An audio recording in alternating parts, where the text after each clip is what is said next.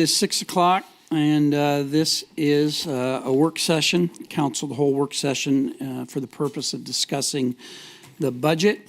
And so I'll call this meeting to order.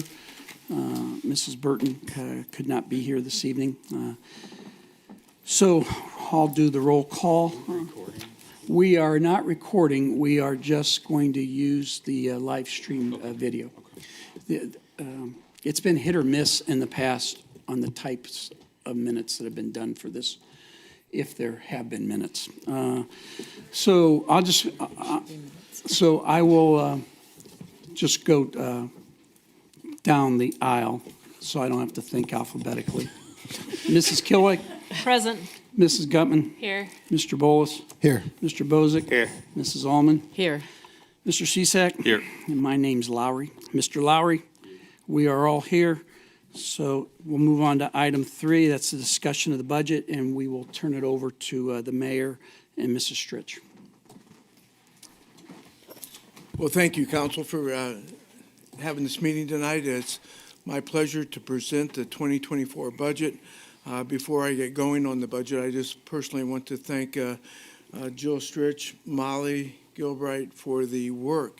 You know, to put a budget together, it's just not the mayor putting the numbers out there for it. This is a 4-month process that it really has spent a lot of hours, a lot of department heads interaction. All of what we're going to present tonight is a cumulation of department heads asking what they want, what we can do to budget, and what can we do to balance the budget as best as we can. So I just personally want to thank Jill Stritch and Molly and the department heads for working with us for the last 4 months putting the budget together. So what I have tonight is a fairly quick PowerPoint presentation, just because we are now live streaming this tonight. And so I want the public to see some of the historical data. And then I know council will want to probably delve into the page by page of the department. So let me just start off with, we'll jump right into it. The 2024 appropriation totals, and this is a slide I present every year, $46,555,561. That is the total budget for the entire city of Tallmadge. And to put that in perspective, my very first budget I did as the mayor, it was $29,733,000. So as you can see, the city has grown. And the nice thing about presenting a budget of $46 million versus what I did at the beginning of $29 million, we have an unencumbered balance this year of $10 million. So budget's up high, the income is coming in. So the economic development that our strategy over the last 10 years has been extremely effective and doing extremely well. So hats off to all departments. The next slide, the overall financial status is very healthy. Fund balances are exceeding the required minimum allowed to spend down. We're trying to spend down some of the accounts, but it's just we are doing extremely well in all accounts. The income tax revenue year by year, you can see from year 19, $11,700,000 to 2024 budget anticipation is $14,027,000. So it's really has, you can see the uptick and the downtick, and keep in mind the 2023 is estimated. I believe it's going to be higher than that, but that's what we estimated at the beginning. But we are estimating $14 million for next year. Safety service income tax, when it first started, 2020, $1 million, and we're anticipating for 2024, $1.575 million of income tax collection for the city of Tallmadge. So pretty good steady increase, but that goes along with the amount of economic development that has done well in the city of Tallmadge. And so what we were able to do with the income tax fund, as you can see, I took that picture on October 11th. Can't believe the flag flew perfect, the blue skies were there, and the garage doors are up. So hats off to the Mother Nature cooperating with us. I just thought I'd throw that picture in. The general fund, the beginning fund balance, $10,337,000. The revenue estimate is $18,900,000. Anticipated revenues, expenditures, $22 million. Projected ending balance for next year is $7,198,000. Minimum fund requirement, and we have that in place, that we have to have a minimum fund for certain funds. General fund requirement is $3.7 million. And you can see we well exceed the minimum fund balance. Yes, we're spending down on that beginning fund balance, but I think we owe it to the taxpayers of the city of Tallmadge that we're spending down some of the money that they're providing us, but we still have healthy fund balances at the end of the day. So I think that is a very well-balanced budget, and we're doing a lot of good things coming up. Capital projects for 2024. When I put this budget together with our team, we decided to say, I am not going to be, this is not my budget going forward. This is city council in the next administration, but I wanted to put a budget together that I felt was very healthy for operation of the city and things that could be done moving forward. And so we put this together at a $5.7 million capital projects. And we can go over all of these funds specifically, but what they're for. A lot of it is our debt requirements, for the new fire station. The water infrastructure is the phases of the water tower. We're going to start reworking that water tower. That's like a 10-year project.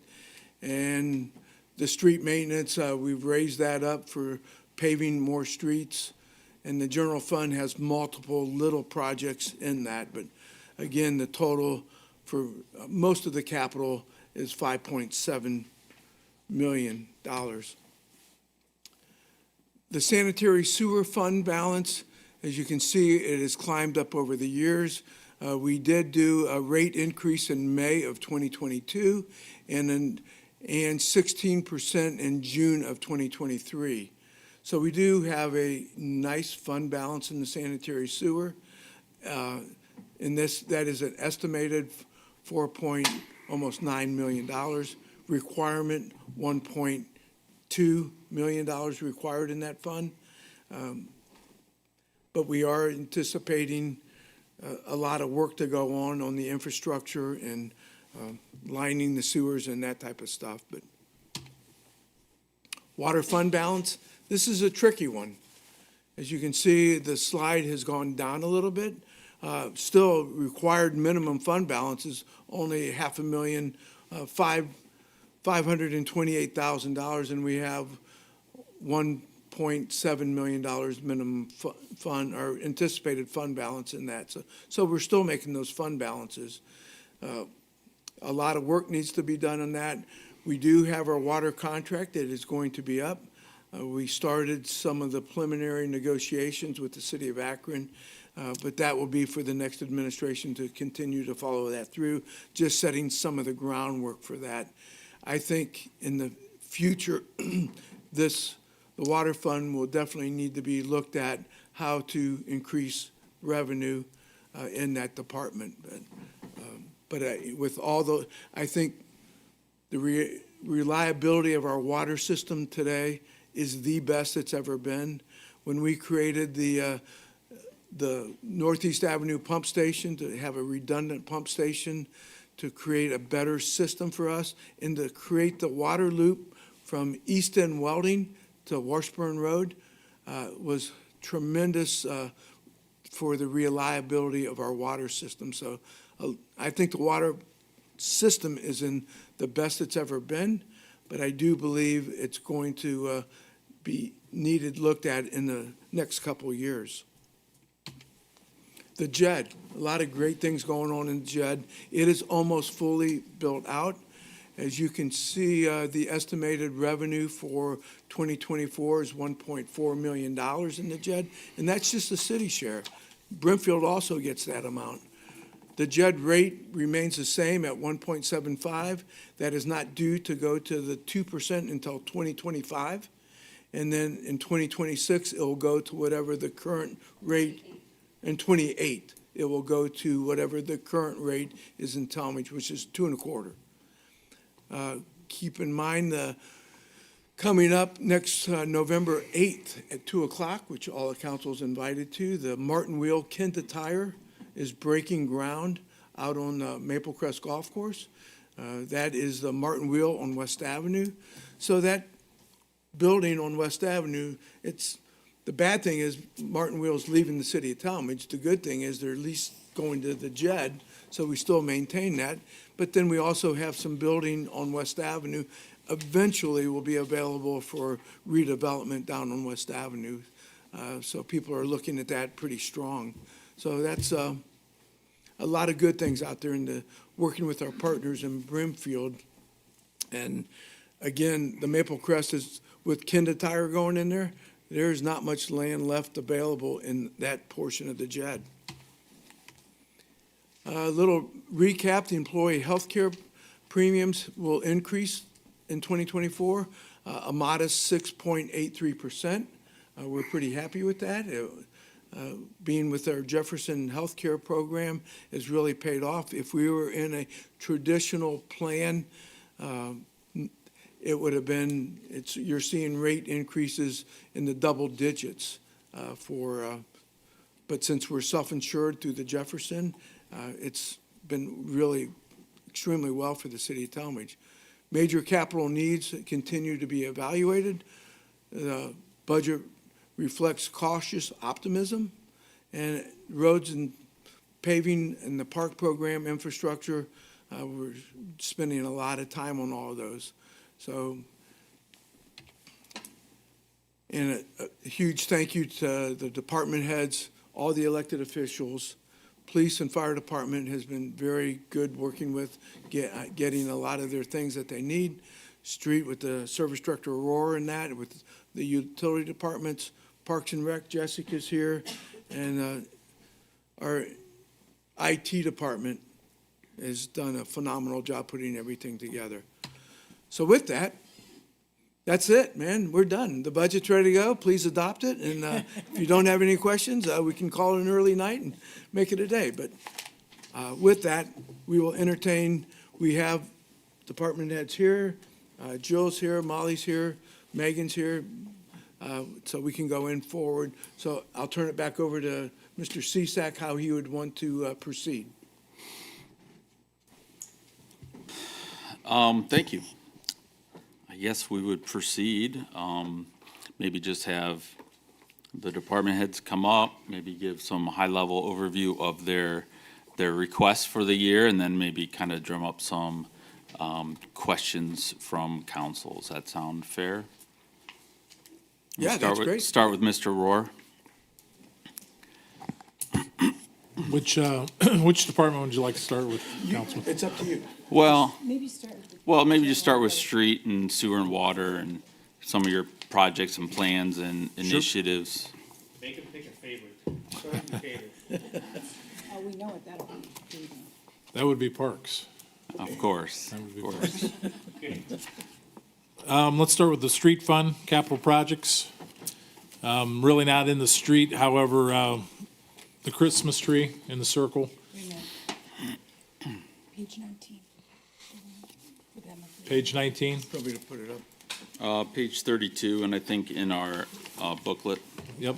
capital booklet. Well, how about if we do that? That'd probably be easier. If we do the capital booklet. Yeah, I think so. So page 32, as you guys know, about 4 years ago, the Christmas tree was hit. It's been dropped to a 20-foot tree. It was originally a 30-foot tree. The lights are in bad shape. We are constantly rewelding the frame. Not sure how it's going to look this year. It's time to replace that tree.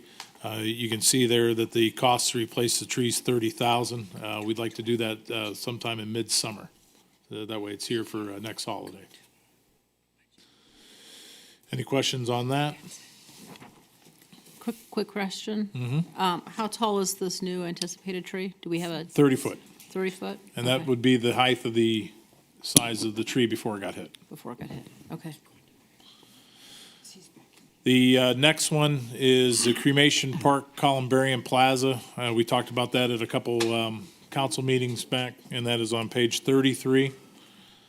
And we, keep in mind, we are running out of room, so this would be next to the Columbarium Plaza. It's a cremation. You can kind of see it there, the design of it.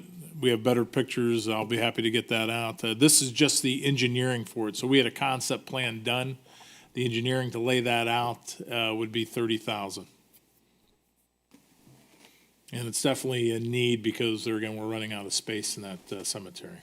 And cremations seem to be the new way of doing burials over there in all cemeteries. Mike, do we typically kind of break even on the columbarium and the niche sales? Pretty close. Yes. Okay. That's Yep. good. Thank you. We do okay on it. Yep. Any questions? Yes, with that design, how many new spaces do we get out of that? I'll have that for you at the next meeting. I've seen that. I don't have it off the top of my Okay, head, thanks. so. Any other questions on that? Moving on, page 34. So we had a request to do a engineering study of the traffic there to see if a traffic signal is warranted at Middlebury and Northeast Avenue on the way out of town towards Kent. Surprisingly, it was a high accident intersection.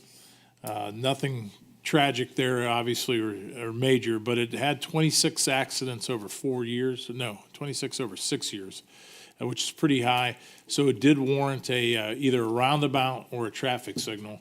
I believe in that setting, the roundabout would be the better purpose. This is requesting engineering for $200,000 for the roundabout at that location. Is there any opportunity for some AMATS funding or For construction, for construction? Yep, not but for- Not for the study part? not for the study or the engineering. So the study was done, came back, yes, you need to do something. Right. And now that is, we're kind of on the hook now that we know that Right. it is a issue. Careful what you ask for, kind of Yes, thing. exactly. Yeah. Mr. So, Roy? yes. Just to let you know and let council know, the East Avenue project, the Amex project, the widening project, I was just at a meeting a few minutes ago, and we did receive the $8 million that will be funded for the East Avenue Phase 1 project, and that is, so when we look at the budget, that's for 2025, so Molly will have to plan in the 2024 cycle to start planning for the East Avenue improvements of $8 million in our portion. So they were talking about us trying to come up with the different funding. So I know we have the TIF, but there's going to be some other funding available. And the only reason I bring it up under this setting is it takes 4 to 5 to 6 years to be able to get funding from AMET to do a project. I'm not sure if the Middlebury intersection can wait that long to do that. So that's just something that you guys think about in the future. Do they ever do like say, we pay for it in advance and they reimburse us if we're on like a Not too- application for 24 and not then too we often. do it on 25 and then they say, hey, it's still good, we'll give you money in If we put the 27? application in now, it will Okay. probably be for the 2020, 30 cycles in that, Okay, because we're in competition for, I mean, it could be a long time away. Not too often, though, Okay. that they match you back. gotcha, thank you. Welcome. But safety funds, we might be able to get safety funds for the engineering. Mr. Rohr, I have a question about that project. The Due to the roundabout, location of that, is that close enough to Kent, or that they would be willing to kind of come together at some? we can okay. definitely ask them, but it's within Tallmadge. Mr. Rohr, Yes. I see the Freedom Trails there, and I'm trying to visualize where the bike crosswalk is on the road in relation to that. Is it a possibility that we work with the parks on that trail extension to make that safer somehow for bikers going across? Yes, I think what's not being shown is the new parking area It's up here. And that's where the crossing's at now. You can kind of see it going out right there. So it's far enough away from the sorry. intersection that, it's there now. And they're supposed to put in some bridge to get you safely across that. Right, so what was funded through AMETS is, it's about a $3 million project from, now that the new trailhead is in, they were talking about putting a bridge over the railroad tracks and then take it across on, which would be the west side of Middlebury Road, then go underneath the water bridge and come back up under, so you never have to touch Middlebury Road. That is funded, that's in the process of doing that, but I haven't seen the plans come out yet. Isn't that portion of property, I know that's where Tallmadge and Kent, but doesn't Stowe come up very close to there Yes. too? But not in the intersection. But not at the intersection, okay. That intersection's 100% Tallmadge. But that should also slow down traffic as it's coming into Tallmadge onto Northeast Avenue. Yeah, and you might be able to get ODOT to change that 50 mile per hour speed in Kent on 261 down to 45 or Right. something. I mean, there again, this is really at the infancy of it. I mean, we have the Right. study back. We need to do something, Yeah, we're 6 years out before we see anything done at least. at least. Okay, But still a good project, though. okay. Thank Definitely you. necessary. Any other questions? Yeah, I have a question about that. So, Mayor Klein, you mentioned that there's money already tied up for the trail system. Is that through the metro parks, or is that through the city? It's not through the city, it's Metro. through, It's through the all Metro. Metro Trail.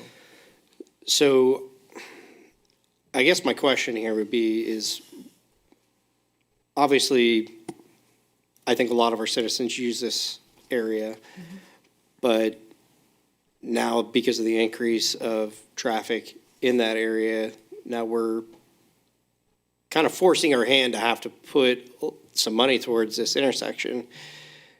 Is there precedent set, or is there opportunities to go together with, whether it be Metro Parks or Stowe, Kent, Tallmadge, collaboration for this particular intersection? Because of where it's geographically located, and we didn't necessarily say, hey, put a trailhead here right at the edge of our city either, so. Oh, yeah, we did. We wanted the trailhead to go at that. We had a lot of input multiple years ago to try to get a trailhead for the Freedom Trail. When we put the Freedom Trail in, requested the Freedom Trail to go to, when Metro took it over, we wanted trailheads at that location. But then Metro came back and paid for the one that up on the hill that's not in Tallmadge, but now it's in that. But Right. And that's what I'm speaking about, is the Yeah. newest addition to it. So, it could be a multi-jurisdictional application. We get better points, but I'm not sure, since it is 100% in Tallmadge, if that will apply. so Councilman, we'll ask all those folks if they're Yes, interested in please helping do, out. yeah, Yep, thanks. Absolutely. Any other questions on that one? And if you look at the next page, 35 and 36, it gives you some of the detail information on that study. It was a lengthy report, but we just gave you the conclusion behind it. We'll move on to the sewer and water funds, capital projects. This is one that is interesting. It's the maintenance of our water tower. This is actually a 12-year project, believe it or not. This first phase of asking for $149,000 is actually the start of asking for $500,000 over the next 6 years. This is the first start of it. At the end of it all, we'll be almost at $1 million at the end of the 12 years. What this ends up doing is we need to do some maintenance within, on the exterior. It needs painted, and that's not for cosmetics. When we had that audit in April by the EPA, we got dinged on our water tower, and these are some of the issues. And there's several repairs that needs to be done for safety purposes, as well as a water mixer needs to be added to the water tower to stir up that water to keep it so it doesn't get stale. Believe it or not, that million gallons in that tower, the top portion could get stale because it doesn't go out the siphon as frequently as the bottom portion goes. So you do need to stir that water up. The interior in 4 years needs to get painted.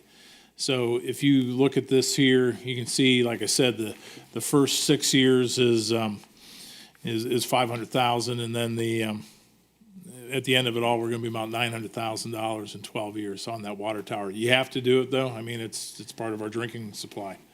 So it's just maintenance to that water tower. Mr. Rourke, Yes, is this, does this come from the water fund or the sewer fund?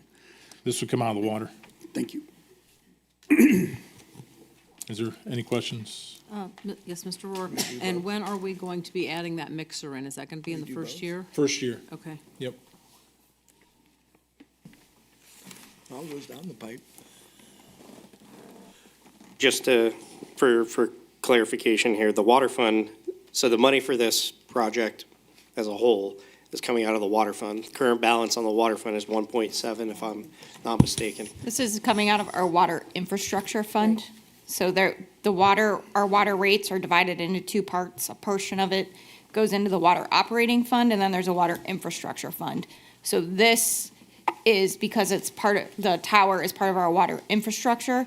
We're paying for it out of the infrastructure charge portion of the water. Okay, So what account it's is not that? coming out of the 1.7 that was on. Not out of the 1.7. Correct. Mr. Bozick, Yes. in order to see that in the 2024 budget, if you're looking at those long sheets, it's page 29. It'll say water infrastructure, 518, 530, 57001. And you'll see I have noted on the side of it that it's a 12-year water tower project right there. So that would be the first year, the 149,959. You see that? Okay. All right, thank you. So just for clarification here then, the water fund, the 1.7 is different, you're saying, than the operational one? Correct. There's two funds that we use to do water from. There's an operating fund, which our main operating costs come out of. That's the 1.7 million that was up there. Then there's an infrastructure fund. 8% of every water bill gets put into the infrastructure fund and set aside for maintenance and repair of infrastructure. Who sets the percentage then? That's actually set by council ordinance. Okay. So if council, because that was what I was curious about, if council decided to say, we want to set that at 12% instead of 8%, to build that up, basically, is what we could essentially do. Correct, but then we would also, as you notice, the fund balance and Yes. the operating fund is going down, so then you're going to be having an issue on the operating side. Right now, we actually have a pretty nice buildup in our water infrastructure fund of funds that we have to spend down. So we debated on this particular project of which fund to take it out of, and that's why we put it in the infrastructure, because there's some available fund balance to And so with that offset. infrastructure fund, do we have a minimum balance for that? No, No? the minimum balance is on the operation side. Okay. You want to have a minimum fund balance on your operating. So with that fund, do we, on average, what does that typically sit at on an average year? It just depends what kind of projects we have. If you look on page Page 6. 6 of your budget booklet, you'll see, I'm estimating we'll end the 2023 with 765, a little over 765,000, and then based on the budget that's being presented, we would end with 629,000. So even while we do have a buildup in there, this, like the mayor stated, is going to start depleting this fund also, so we really are gonna have to look at water rates. They haven't actually been, increased, I believe, 2018. It could have been further back. It might have been 2012 was actually the last time we increased our water rates at all, so Well, it's been quite some time. Mr. Bozick? Yes, ma'am. Also, on that same report, you can see that the estimated revenue for the 518, the Water Infrastructure Fund, is $170,000. So that's your estimated revenue for next year, just to give you an idea of the revenue stream for that as well. So, Mrs. Gilbride, since this is a 12-year project and it's mandated, we have to do it, do you somehow denote or encumber that money? I know encumbered's not the right word, but everyone going forward has to be cognizant that we made this commitment because we have to do it. Right, because so this project will be a bit larger contract. So it will be presented, obviously, it'll be 1 year of the payment will be in the budget, but then a larger contract will have to be submitted to council next year for approval, go to Board of Control, and so that will, I guess, solidify the contract and identify that will be now first priority in the budget process, and then you make, your changes Right, thank throughout. you. It's like the lease payments for all the vehicles, Sure, you it's have a low allocated. lease payment today, but now you've committed yourself for the next 5 years. Right. So while we're talking about increases in different fund balances, believe we did a sewer rate increase this past year. Yes. Why? That was a pass-through. Yeah, but why? Because, we had 4.8 million in the Because if sewer we didn't budget. pass those on, we'd probably have about 2 million in the, so we actually have more coming down the pike, so we More just. what? Sewer increases, not from us, but that, we just passed on the first 2 years of the sewer increase. Yeah. We didn't pass on, so our sewer rate for Summit County goes up another 8% next year. Yeah, well, But we're I not guess, passing that on. stepping back philosophically, it's, we're sitting on 5 million, 4.8 in the sewer budget, 1.7 in the water. It's one of these times I think we're gonna probably have to eat it along the way. We've been. We have been. We've been. Eating it, and that's why when these. Even with these fund balances so high? Our fund balances, yes, have been flat, and we've watched Yeah. them kind of stay steady over the years, so we haven't, these fund balances have been here for quite some time. So, you can see, we're only anticipating a $67,000 kind of up in the next budget period, and that's with those increases in there in the operation. Yeah. Molly's mic. Sorry. So So it we're not, seems- we didn't, was it premature to pass those this year? No. I don't In order believe to so. maintain the 3 or 4 times the minimum fund balance? No, because now, keep in mind, we're televising all those sanitary sewers. Yeah, and I we- understand. and we got the fog issue going on with the fat oil and grease. I don't think it was premature at all. You'll see, we'll have one coming up here where we're lining sanitary sewer, and this is about probably about 500,000 we spent on that one sewer line, just Yeah. on one street. So, no, I don't think I think there's so much more out there. Well, I guess just looking at this over the past week, I was just kind of surprised to see those fund balances so high, considering we just passed an increase on to the residents, and I figured we would be in more dire straits to pass along any type of increase to the residents than we currently are. I guess that was my kind of surprise.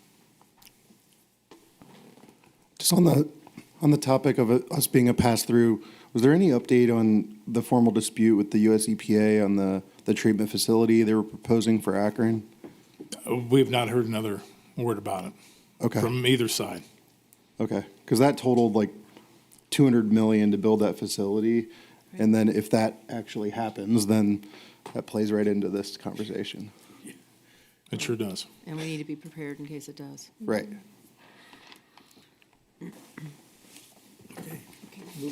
Okay, next page. Mr. Rohr, I have one more question about that. Sure. So on that, on the chart on page 40 in the workbook, it shows the 12-year breakdown, and there's an exterior renovation, interior renovation, exterior overcoat. And then it looks like everything else is basically inspections during those other years. Correct. So for, people at home that are probably looking at this, they're saying, okay, exterior renovation's $143,000. And I'm assuming we're spreading these payments out because we're going with like the same company for this project. Correct. So the visual inspection the next year is still the same cost. Yes. So you're spending 500,000 technically the first year, and you're paying it out over the next 5 at 100, if that makes any sense. Okay. So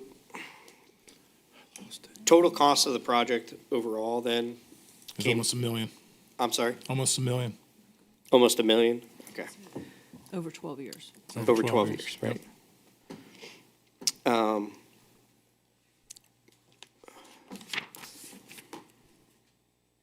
Have we, I know at one point we were talking about alternative water sources and utilizing, I believe there was a spring or something over in the JED area. Have we, Looked into that, yes. We have a study, and I'll be happy to share that with everybody at the next council Okay. meting. all right, just thinking long-term, if that's, It doesn't behoove us to go that way. I'm sorry, It doesn't behoove us. It's no good to go that way. Right. It's- okay. It's nice resource we have, and we Right. have some alternatives. And I understand it doesn't alternatives to change do with this. it, But Tower's still gonna have to have this done to it, so, all right, thank you. you're welcome. Moving on to the stormwater fund. Oh, no, I'm sorry, I got one that I skipped on page 42. This is the lining. This is an example of that lining that needs to be done on Beechwood. And so we went through and did all the point repairs over the last 3 years, fixed all the pipe that couldn't be lined, and now that pipe is ready to be lined, and that pipe technically will be brand new. And I don't know if there is an age on that lining, if it ever goes bad or not. So definitely needs to get done. And this is, like I said, just one road. There's plenty more out there. Any questions on the lining project? Mr. Rohr, Yes. about how many feet or distance is it? That is from, so that is from Indian Hills west to Monroe. So that's, gosh, that's probably 15 to 2,000 feet maybe, without really measuring that off. Just taking a look at it. So from, if you know where Monroe is and you go down to Indian Hills, that's a pretty good distance. I'm really bad at things like that. I was just interested in like the cost per foot, And I can get thing. that for you. Off the top of my head, I don't know that. I'll get a better measurement, but that's a pretty good run, maybe 1,800. Okay, thank you. Welcome. And the age of the sewer, do we have a rough estimate, 60 years old? Oh, yeah, At that's, probably dates back to the 60s. Okay. And we have thousands of more feet of sanitary sewer line like this in the city that needs lined still, right? Yes. Okay. Yep, and we started, we're hoping to try to video an eighth of the sewer every year. Okay. We were hoping to do it in less time, but we've come to the realization that that's not going to happen. So probably an eighth of the sewer each year. All right, thank you. Okay, so any other questions? Stormwater fund, page 43. This has been on the rolls for a while. We were hoping to replace this portion of Elton Drive sewer, which crosses underneath North Thomas Road there. It's down there, not too far from the West Avenue intersection. Unfortunately, this year we found out that it had a turn. It had a 45-degree turn in it, which we didn't anticipate when we were getting ready to replace it. That calls for a manhole. We needed to get engineering done, so we got engineering done. Engineering's in works to add a manhole in this thing, and you'll see there, that's the price of $125,000, replace the pipe. The picture there is how the whole pipe looks. It's ready to just totally decay itself, and that's not good going underneath the road. You can imagine the weight of traffic on top of that, what that'll end up doing at the end of it all. So, and this is coming out of the stormwater fund. Mr. Rohr, Yes, is there a chance that something like that could cause a road collapse before we can fix it? correct. Okay, so how high a priority is that for us to get it done? It's a priority, but there again, we feel pretty confident waiting until next year to do it. Okay.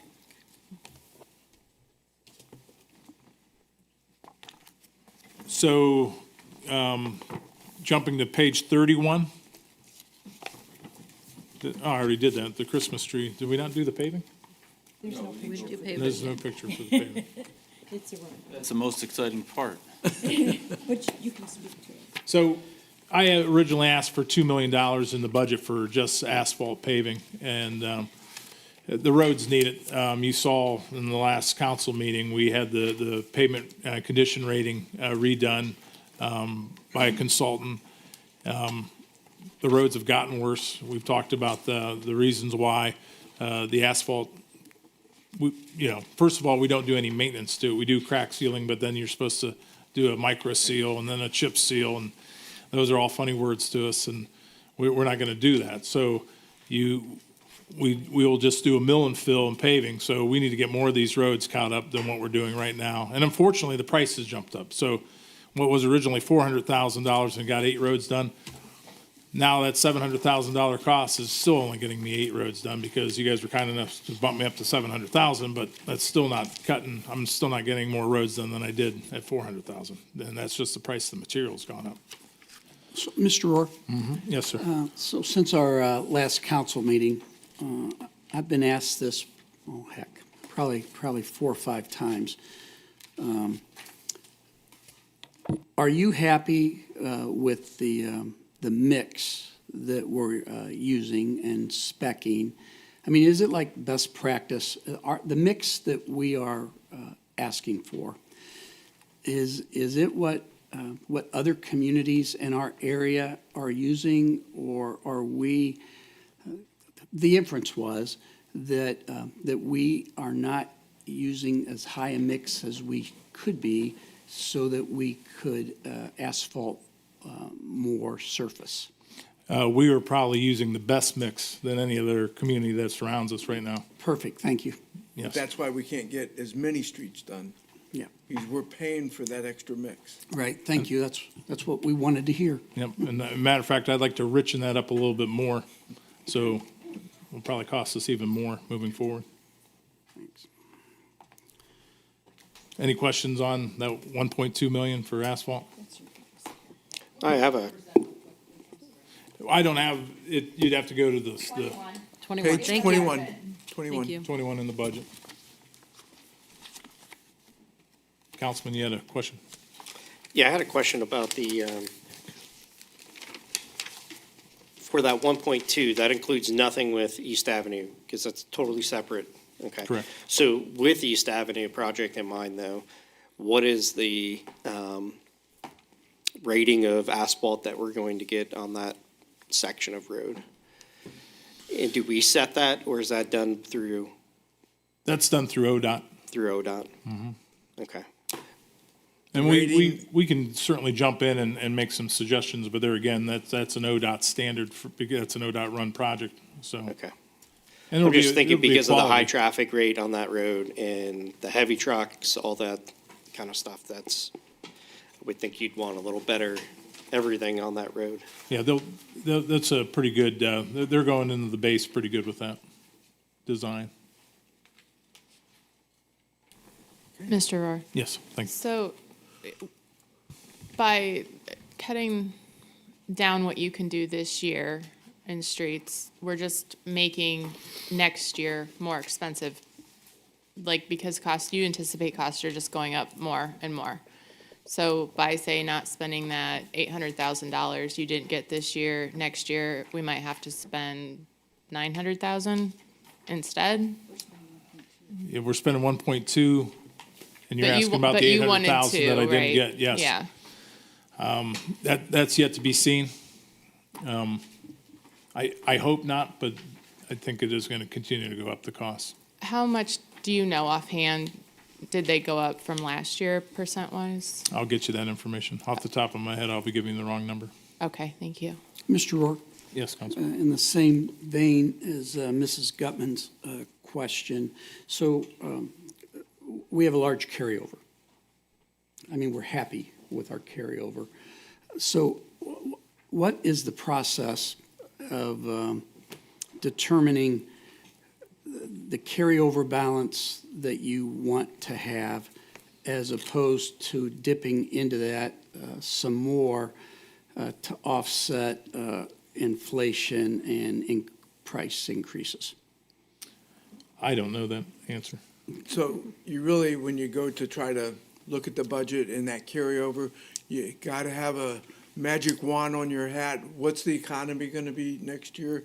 Are we going to go, do we have, what expenses are we going to have to spend, emergency type thing? Keep in mind that carryover, if you look at the transfers, and that's a very important page that we will get into, we're transferring from general fund money, part of that $10 million, taking it down to 7, just in the fire department. Well, let me just say, in order to accomplish the $1.2 million road paving, which is just a portion of the $2,083,000 capital in the street fund, in order to accomplish that in the street fund, the money has to be transferred from the general fund. And I'm sorry I'm not looking your way, but my microphone's this way, so. You're fine. So when you say there is no magic number, but keep in mind that Page. that, on page 14 of the general fund in your budget, in order to accomplish this, you're transferring money from the general fund.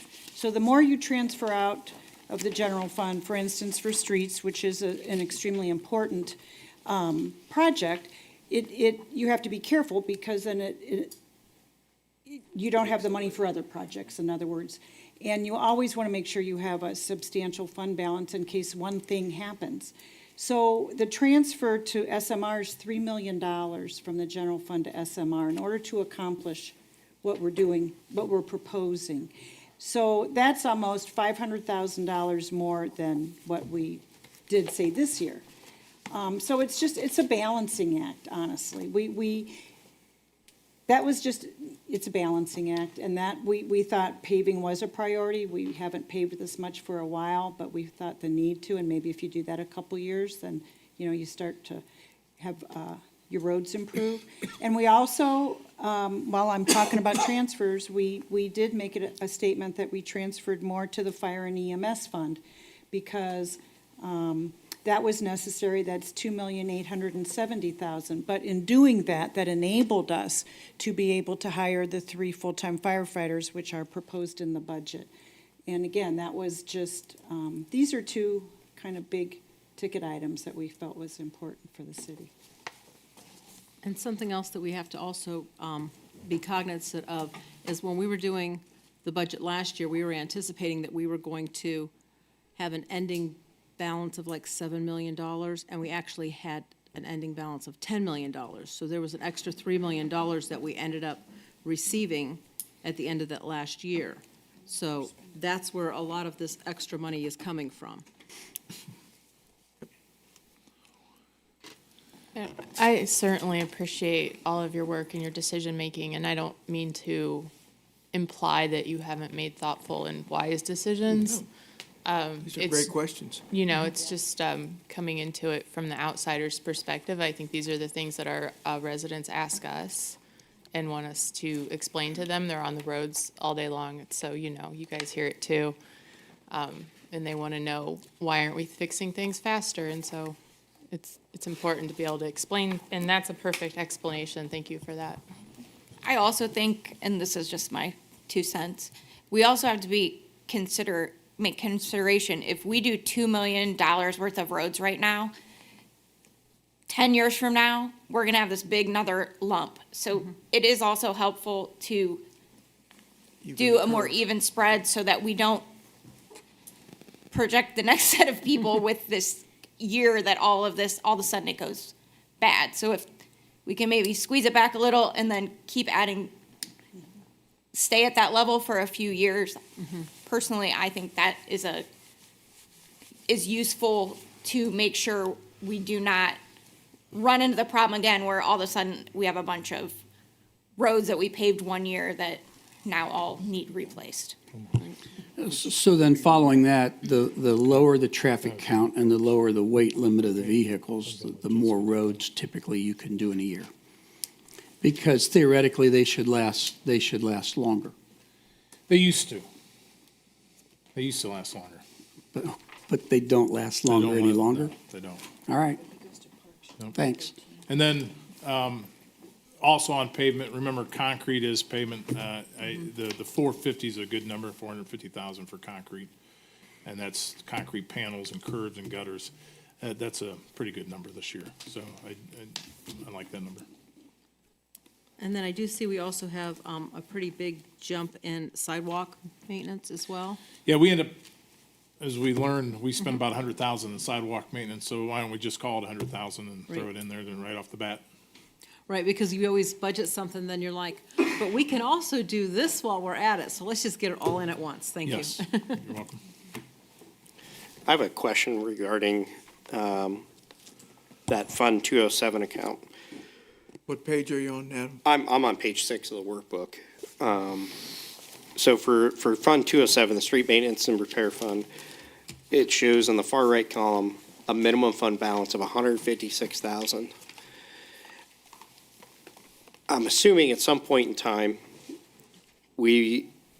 unless I'm looking at this incorrectly, but no, that's right. So at some point in time, we set that as a minimum fund. Can somebody walk me through how that process comes about? How do we determine that number? Because So that's a that's number, also that set number is by- extremely low. Well, so the reason that number is that low is because a major part of that fund is actually funded from the general fund. So that percentage, because it receives a significant amount of money from the general fund, its minimum fund balance is set at 8.5% of its operating expenses. Whereas the general fund's minimum fund balance is 25% of its operating expenses. So then, to kind of also understand that general fund balance, because those other ones are lower, is set higher because it would also have to compensate for any shortfalls in revenue, but because it receives so much money from the general fund. So what we don't want to do is have a 25% minimum fund balance in the general fund and then have another 25% that's basically coming out of the general fund on the kind of secondary fund. So you're already setting aside money for the street maintenance repair fund kind of in the general fund a little bit, but then you also want to keep some in the fund balance in its own fund. And I guess I understand that, it seems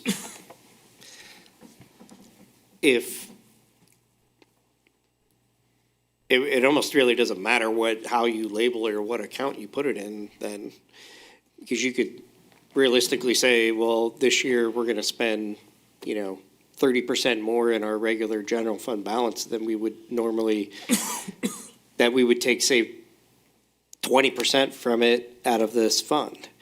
So I guess that's my theory is why is that percentage so low if we're saying, well, we're going to put this amount in our normal capital or our normal general fund balance, but then this amount in our special It's lower because SMR fund. it's subject to less revenue vulnerability. So that fund gets gas tax and those kind of things. But again, the majority of it is going to come from the general fund.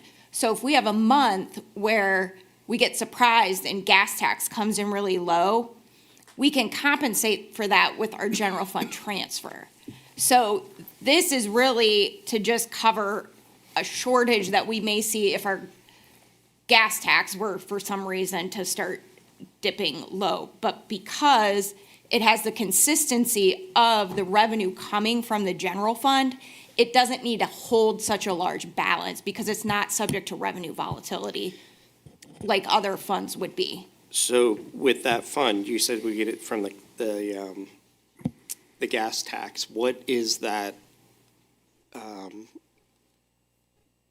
calculate out to per year, basically? I don't know why I shut my computer. Hang on, let me log back in. I have the information you sent me today, the revenue. Right, so you'll see, if you look at the revenue estimates, at the top part, you'll see we get gas tax and motor vehicle license tax. Those are pretty much the main revenue sources. We also, obviously, zoning permits and other things, or not zoning So permits. for Fund 207. Cemetery. Yeah.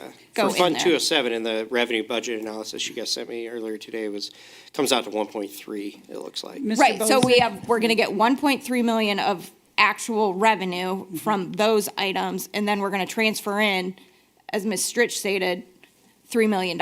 So you see how the revenue volatility in that fund is not as substantial because it always has the general fund to compensate for any shortfalls. So essentially, end of the year, when you look at it, the SMR fund is going to get a total of X amount for the year, which right now we're saying is anticipated to be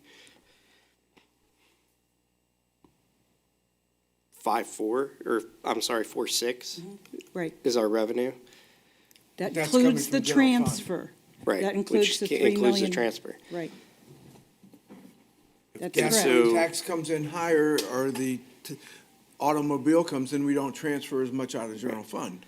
So I guess my question then is, if Mr. Rohr is asking for 1.2 million, but we have 4.6 million, what other projects are in there that I guess we're not seeing? Well, no. No, that's just Everything the that- capital project. So Look the at- street department, the street fund pays for operations of park, part of the parks programs. They pay for the operation of the cemetery. That pays for the operation of the entire street department. So that's your leaf programs, all your snow plowing, salt purchases. So that's just, the 1.2 is just paving. The appropriation in that fund is The total appropriation for the street fund. $5.4 million. It goes from page 19 to page 21. It's $5,467,223. So all your personnel. Okay, thank you. Everything. That's the key that I was missing there as I'm Okay. looking Yeah, through yeah, no, this. that's just, You were that's just missing the, that yeah. gap. Capital. Yes, Yeah. thank you. Parks? Yes. page? Are you, Parks, you're still talking? I've got nominated somehow. You ask. Be careful what you ask for. Page 12. Page 13. It's fell in Becky's lap. First one there is the resealing of the playground. All right, at Lions next. Park. So that's a rubberized surface. You have to reseal those every 4 or 5 years. The sun, the UV rays ends up having an effect on that rubber surface. However, that's the safe zone to fall, and it's also ADA accessible. So it's more of a maintenance item than anything else. Any questions on that? Page 14, you have the slides, and the water features need to get recoated and repainted for $22,619. The slides, it's a maintenance item. I mean, that pool's now at that age that this is something that we have to do almost every other year. It is what it is. I mean, the water features look bad at the end of this year. There again, it is what it is. Any questions on that? The next page, 15, painting the pool bottom. There again, maintenance item. It was done 3 summers ago. It was done 3 summers ago. Just needs done again. I mean, and if you don't stay on top of it, it'll end up costing us more because that ends up involving crack sealing and other stuff that doesn't really need done right. Some of it does, but it's coating, it's a maintenance item. And it's 45,000. Next, any questions on that? Next page, number 16. This is, these are the winches for the basketball hoops within the rec center. They lived their life. They need to get replaced. They're becomes a safety issue if you don't start replacing them. So these are the first ones we're replacing. They should last 20 years once they get replaced. And that life of that building's 20 years right now, so they're right at that age. Any questions on that? Page 17, this is the purchase of new exercise equipment. There again, it's kind of an annual thing where we're just replacing outdated equipment. We've kind of been doing that the last 4 or 5 years. Just kind of doing it in the process of which machines are in the worst shape. And Mr. Counsel. Orr, yeah, so I had a couple questions, actually from people at the rec center about the purchase and/or the lease of equipment. So they ask if we always purchase or if sometimes we lease.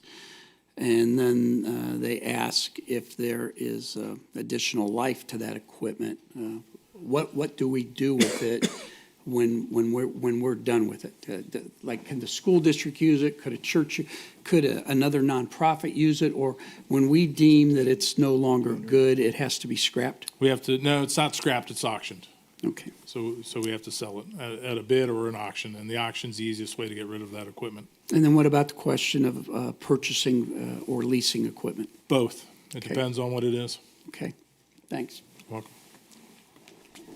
And in reference to his question, the reason why we just send it to auction to get rid of it instead of donate it someplace, is it because it's a liability issue in case something would have gone wrong, or not really? It's a legal issue. Just legal issue? Okay, thank you. Yep. And Mr. Orr, just for Mr. Lowry's information, typically, excuse me, the strength equipment is a purchase because it's going to last you a lot longer. The cardio is typically a lease, but I think with these particular items, because of the value of them, they're probably a lot lower in cost compared to what, say, like a $5,000 treadmill would be. A recumbent bike's probably way less than that, so maybe I would assume that's probably why we would outright buy them. Correct.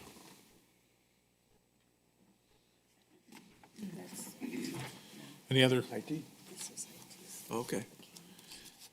The next on page 18 is the cameras, and this is replacing aging cameras and adding some additional cameras at the rec center.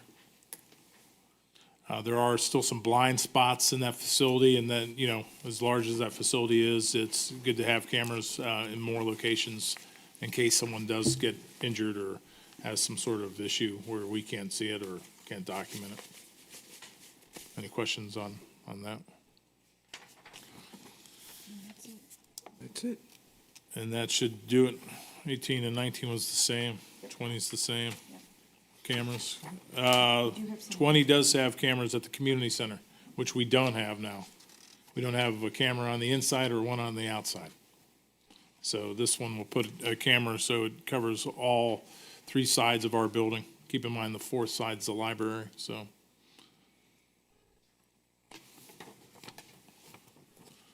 Good job. Mr. Orr, Yes, sir.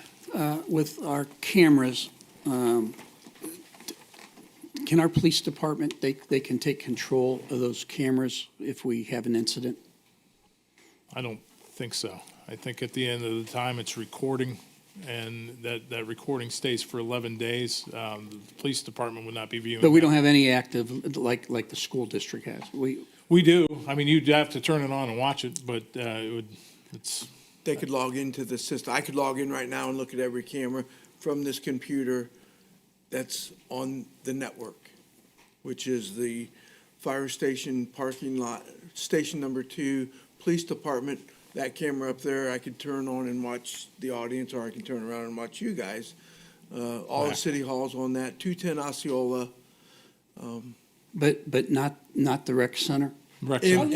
in the In the rec in the center. rec But center. you'd have to have someone designated to do that. I mean, we don't, you could turn it on whenever you want. It's live all the time. Right. But it's more for recording. Right. An issue than anything else. I want to make sure I understand, because maybe I just missed it. So if we were to have an incident right now at the rec center, our police department could not be using those cameras in that event? Yeah, if they would have to log in though. Yeah, but they have the ability to do that. Fine. That's a good answer. Thank Yeah, you. I know the department heads in the service department have the login capability. From the That's cruiser, a probably not. perfect answer. Okay. Mr. Bozick? All right, any more questions for Mr. Rohr? That's half the city. Mr. Or half the Cisak? budget. Yes, ma'am. Just while we're talking about cameras, the cameras, there's several of them you'll see in your capital projects book. They're all out of the IT department because the IT department will be handling the installation and so forth of all those. So we do have in the 2024 budget, the cameras, as Mr. Rohr said, at the replacement cameras at the rec center. We have cameras that we're putting at the police department. We have cameras at the community center, again, as Mr. Rohr said, and also at Osceola in the back storage area where we put a lot of the equipment and so forth. So, and there may be one added for Old Town Hall. We just had someone come in today in a discussion, so that actually may be added to the budget. Any other capital IT items? I think we discussed a couple. Nope, that's Servers it. or something, was there? Not this That was year. this year, that was this That, 23. not yeah. next year, I should say, Okay. that was 2023. But there were upgrades to iPads and computers and all that stuff. There are. Yeah. We purchased a computer program called OpenGov Software, Mm-hmm. and it's like it's for zoning and street and water and sewer, so when you go through your large budget, you may see some, on my notes, to let you know, it'll say OpenGov. Mm-hmm. So that's the new software cost that's shared among those departments. It's an electronic work order type system that the and step in if you want to, Mike, but the street department can now send out to the street, the water and sewer, to all the guys, their work orders through this new software.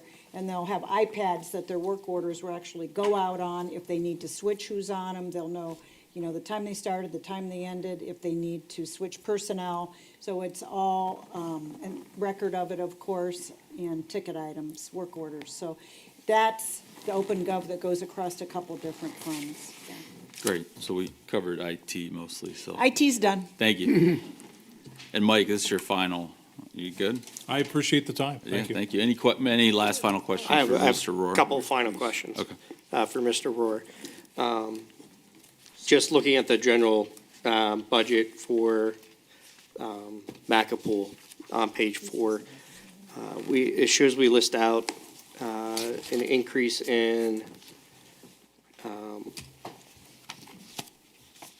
our building maintenance and utilities, and some of these are listed in the capital for paint in the pool, repairs.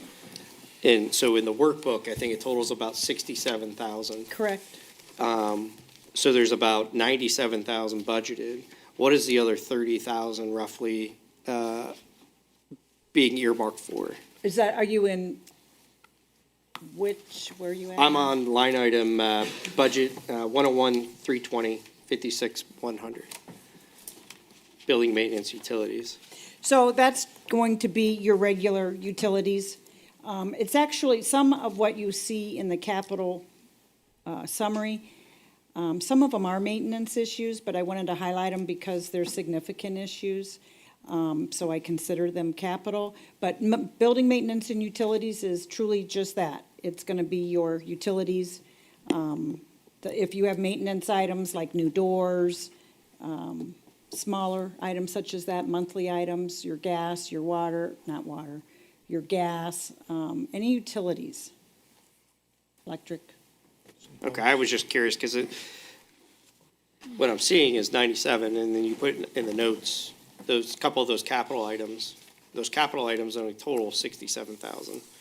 So that was my question, was what was the other 30,000 roughly? Right, so Just like utilities? utilities, if you have plumbing repairs, if you have Okay, different things that so occur there's on some the. cushion built in there. HVAC is a big one. Well, I mean, it's really, Or do we I have mean, if you specific look projects? traditionally, at the prior year's budgets for those items, they've been around 27,000. So to put 30 in with rising Okay. costs for just general building things is Got not it. a huge, I don't think a huge increase. Got it, thank you. And I think, one other thing of note, I'm just flipping through some of my notes, is hiring a new part-time inspector, I think, in the zoning department. So, just to help with, was it residential or non-residential, my note says, right? Non-residential, and then that person is also going to help out with some inspection purposes for certain projects that we could end up doing. Instead of pulling a street guy, we could use this person. Bob O'Brien used to basically do that function, and then he retired. All right, It's your choice. we'll flip a coin here. Maybe Mr. Underwood, Chief Underwood, you want to come up and you can talk to us about your priorities for '24, and then, One of you want a mic? You want to sit at a table, or? Ben, you want one? While they're getting ready, can I just give you a brief overview of where their funding comes from? So you have the Fire Operating Fund, which is Fund 202, which is funded by the original fire levy, continuing fire levy, and that's all their personnel and operating costs. And then you have the Safety Income Tax Fund, Fund 204, that police and fire, capital items, large equipment, and debt are paid out of. Okay? So, Mrs. Stritch, since you, because I got asked this today as well. You go to the rec center, people ask you questions. So, it's hard, I think, for those that may be watching or the general public to understand that we have there's different revenue streams for the fire department, and then we have a 0.25% income tax for the safety services, and then we still need to transfer so much from the general fund so that they can operate. It's hard for them to wrap their head around that. Can you explain that a little bit? So the Safety Income Tax Fund is designated for specifically the safety services income tax that was voted on by the public. So that's a separate fund, and there are no transfers into that fund, okay? The Fire Operating Fund has been in existence forever, and that's funded primarily by property tax. There's a different funding mechanism for that. So it's property tax and some ambulance proceeds, probably about 400,000 ambulance proceeds. So that is what funds that fire fund. And again, that's a special revenue fund, so the levy that was voted years ago is designated to go into that fund via property tax. The remainder is transferred from the general fund that can transfer to these types of funds. The general fund can virtually transfer anywhere. So I hope that helps. So that everyone understands, the levy was passed to be a help, not to be a fix-all. Absolutely. Well, at the beginning, it was a fix-all, but over the years, the expenditures exceeded the levy amount. Well, So- excuse me, I said levy, I meant income tax. Yeah, I knew what you I meant. meant the 0.25%. Well, No, and no. remember that the 0.25% was primarily passed initially to fund the building of the fire station and the purchase of the new tower. So we're going to be paying for the tower for 10 years and the fire station for 20. That actually eats into about half of our annual collections in the safety income tax fund is just paying for those two debt issuances. Thanks, that'll be a good explanation. Well, and those debt And it's- issuances, the debt payment in 2024, just to give you an example, is $657,600. So it's a substantial amount, but we do have a beautiful equipment and station.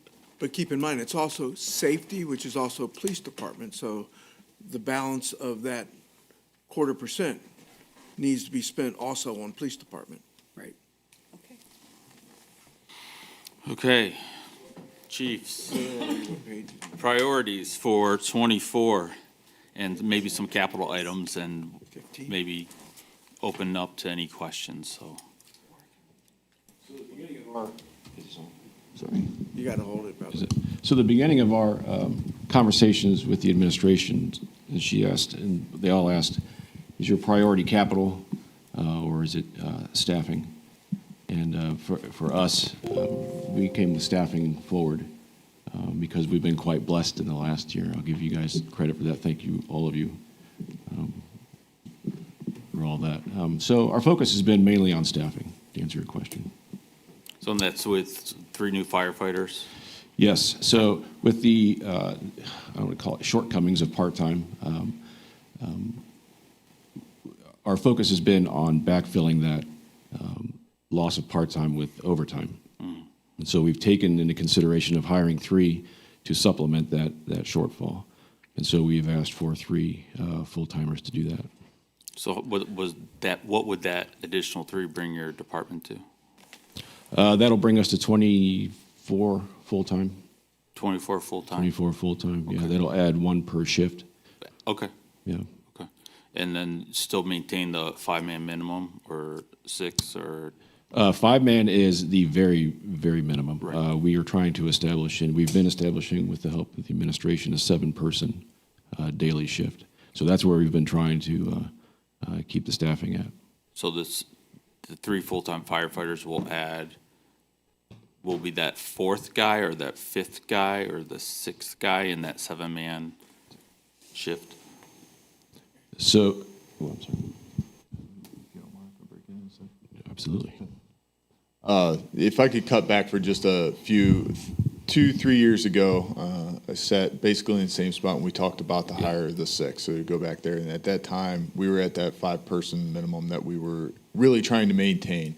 At that time, while we were doing it, and we kind of explained, we'd really used the part-time services and have extended those far beyond many of the partners in the region that have. We've been very blessed with how long we've been able to cap that. And we thought we could keep that going slightly longer by hiring the 6 because we were having some trouble. So we did cut 1 of the 3 at the time, and we're hoping to maintain 2 positions as well as start to bring the staffing up as to what was designated in the staffing study done in 2020 by the Ohio Fire Chiefs, if we all remember that. So they actually, at that time, we were running approximately 3,100 calls per year, and they said we should be looking at a staffing of 8. So that was in anticipation of working towards both what was suggested in that study and what we could fund within the city. Since that time, we've been very blessed with those hires. We've been able to maintain what was 7. So 1 short, but we've been doing well. What we've experienced, especially over the last 12 months especially, and we've had some conversations on council floor regarding the overtime, and this rolls into this very much. We haven't been able to maintain the part-time numbers, and it's not for lack of trying. We have, at this point, dropped to 23 active part-time members, and we just received word in the past week that we are losing 2 to this round of hires in Akron. Unfortunately, 2 of our biggest workers, hours-wise, we anticipate losing about 150 to 170 hours a month out of those 2, going full-time to Akron. So we'll be down to 21. To operate the program as it sits now, we need 35. We have advertised, we've Facebooked, we've gone to Stark State, Tri-C, Akron U, we've gone to the paramedic programs. This last round, we received, after a month and a half of being out there trying to get applications, we received 3. 3 applications from members in medic school, which is great, and there's places for them, but that's not even for active paramedics looking for part-time jobs. So that culture's changed some, very much so from when Chief and I were getting into the fire service for sure. So this 3 that we're asking for now, very much, not only we're hoping to get. We'd like to start working towards that 8 as we look at the running that 3,700 call mark this year. So actually up and above what we were when we had that study done. But we're also trying to balance that with just the inability to find and maintain. I think there's still room for that part-time program absolutely within the Tallmadge Fire Department. But I do think, and this is part of that change, that we must focus, if we want to maintain the services we're providing now, on increasing that full-time staff. So we'll have 6 full-timers per shift? Is that what I'm hearing? 7. 7 full-timers per shift with the additional 3? Correct. Okay, so then we'll be backfilling for PTO vacation and Correct. then that eighth man. Correct. By contract, we have to allow 2 off per day on any type of, whatever type of PTO is. And our goal would actually be, right now we need to backfill when that second's off. Our goal with this, and why we're in a unique position where very rarely do you get a 1-for-1. If you remember, Dr. Cooper last year discussed how a lot of time it takes a hire of 4 to actually get 3. We're in a unique position right now with the way the contract sits and where we're at numbers-wise, that this is actually a 1-for-1. So as those part-timers, as the full-timers take off, we won't have to backfill as we do now. We do anticipate still having to backfill for the part-time shifts, just as they're not filled, and that is planned for in the budget as well, as we worked with the administration. But this will be a benefit to the city in both reliability, the staffing, and not having to fill that time off. I have a few questions for the chiefs here. Without getting like too far in the weeds of operations and how many of each, I guess, tier or level of ranking you have on shift at a time, but you know, we just did a big promotion. We had 6 lieutenants this past year. So when you guys staff, are you pulling from those numbers? Does it matter what rank they are? Is that part of, I guess, looking at it from not only just the overtime, but needing new hires, is that part of an issue now that we're running into? Because, yes, we have the opportunity to get 6 lieutenants, but has that created a domino effect down here at the bottom, I guess? Short answer, I would say no. We are currently, and I'm more than happy to break down hours at another time. I mean, I can do it now, but I can provide a report, broken down hours, who's working what, and I will say it is actually those ranking members. If you look at across the board, police department, or you get outside in this region, who's working the overtime, it's those ranking members that happen to be, they are picking up the slack. Just to keep it not in the weeds, as you said, the way that the overtime is done it's a union within the contract. They give it to whoever, the first pick goes to who has the least hours, regardless of rank. It's making it all the way down to the people with the most hours, and not much, but some being unfilled. So it's not a matter of being ranking versus not. We're actually getting participation across the board in filling these hours. So I guess a little more pointed of a question is, out of that 7 that you want to have scheduled, it doesn't matter what rank they are. You need the seven bodies basically on that shift. So as it stands right now, we don't fill within rank structure. Is that what you're saying for lieutenants? Yes, that was my question, is if you're filling, you're requiring to have 2 lieutenants on every shift out of that 7, basically, is what my question was. What we do require, and part of the way and the administration agreed to the lieutenants, was one thing we did have was you would not have a ranking officer actually leading the shift.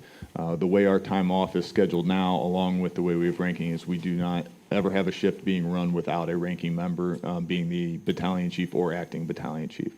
So that is probably the only point in which, yes, that ranking matters, but that was part of the reason why we promoted as we did, to ensure that continuity operations was maintained.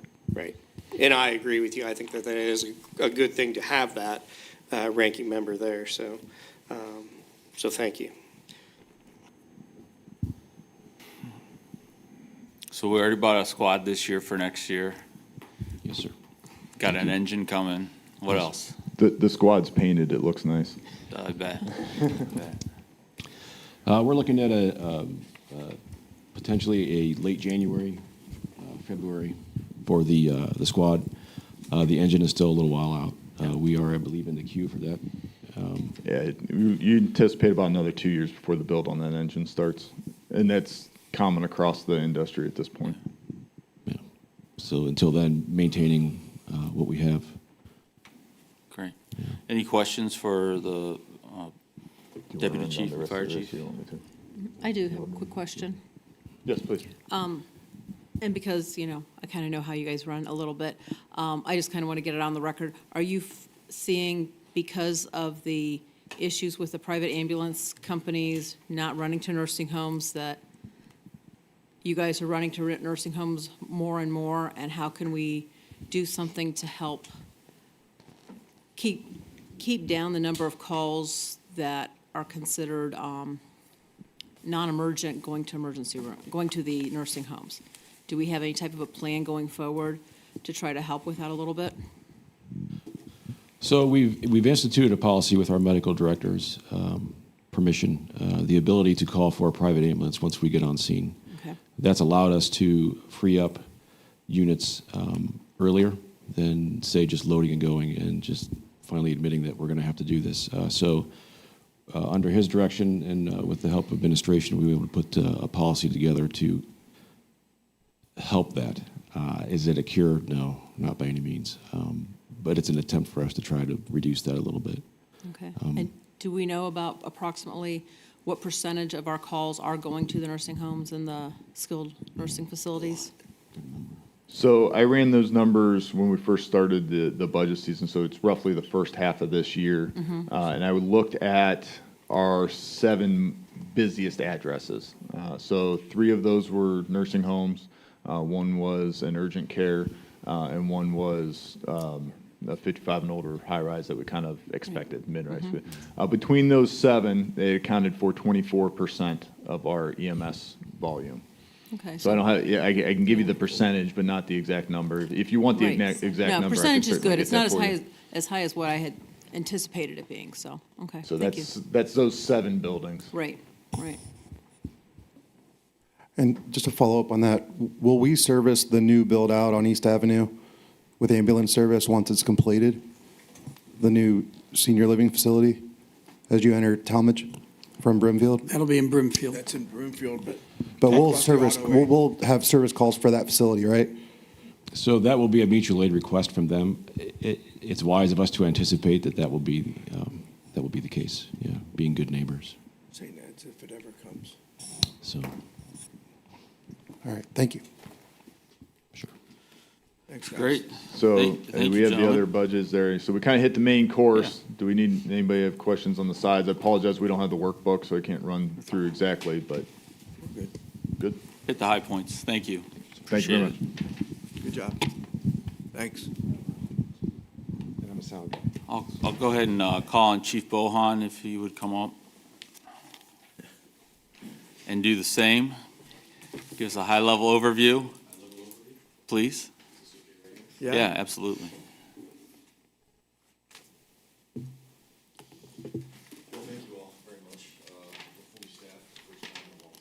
Thank everyone for that. That was a great benefit to us. Not only are we fully staffed with our sworn officers, but our command staff is fully staffed with sergeants and captains and a chief. So that's been a long time coming, and it feels pretty good. So I want to thank everyone who had a part in that, civil service, the administration, everyone. Thank you very much.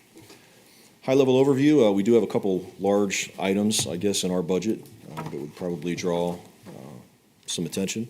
The first one I'd like to talk about is the flock camera system. So if you give me Excuse just me, in your workbook, Oh, yes, I'm sorry. the flock camera system is on page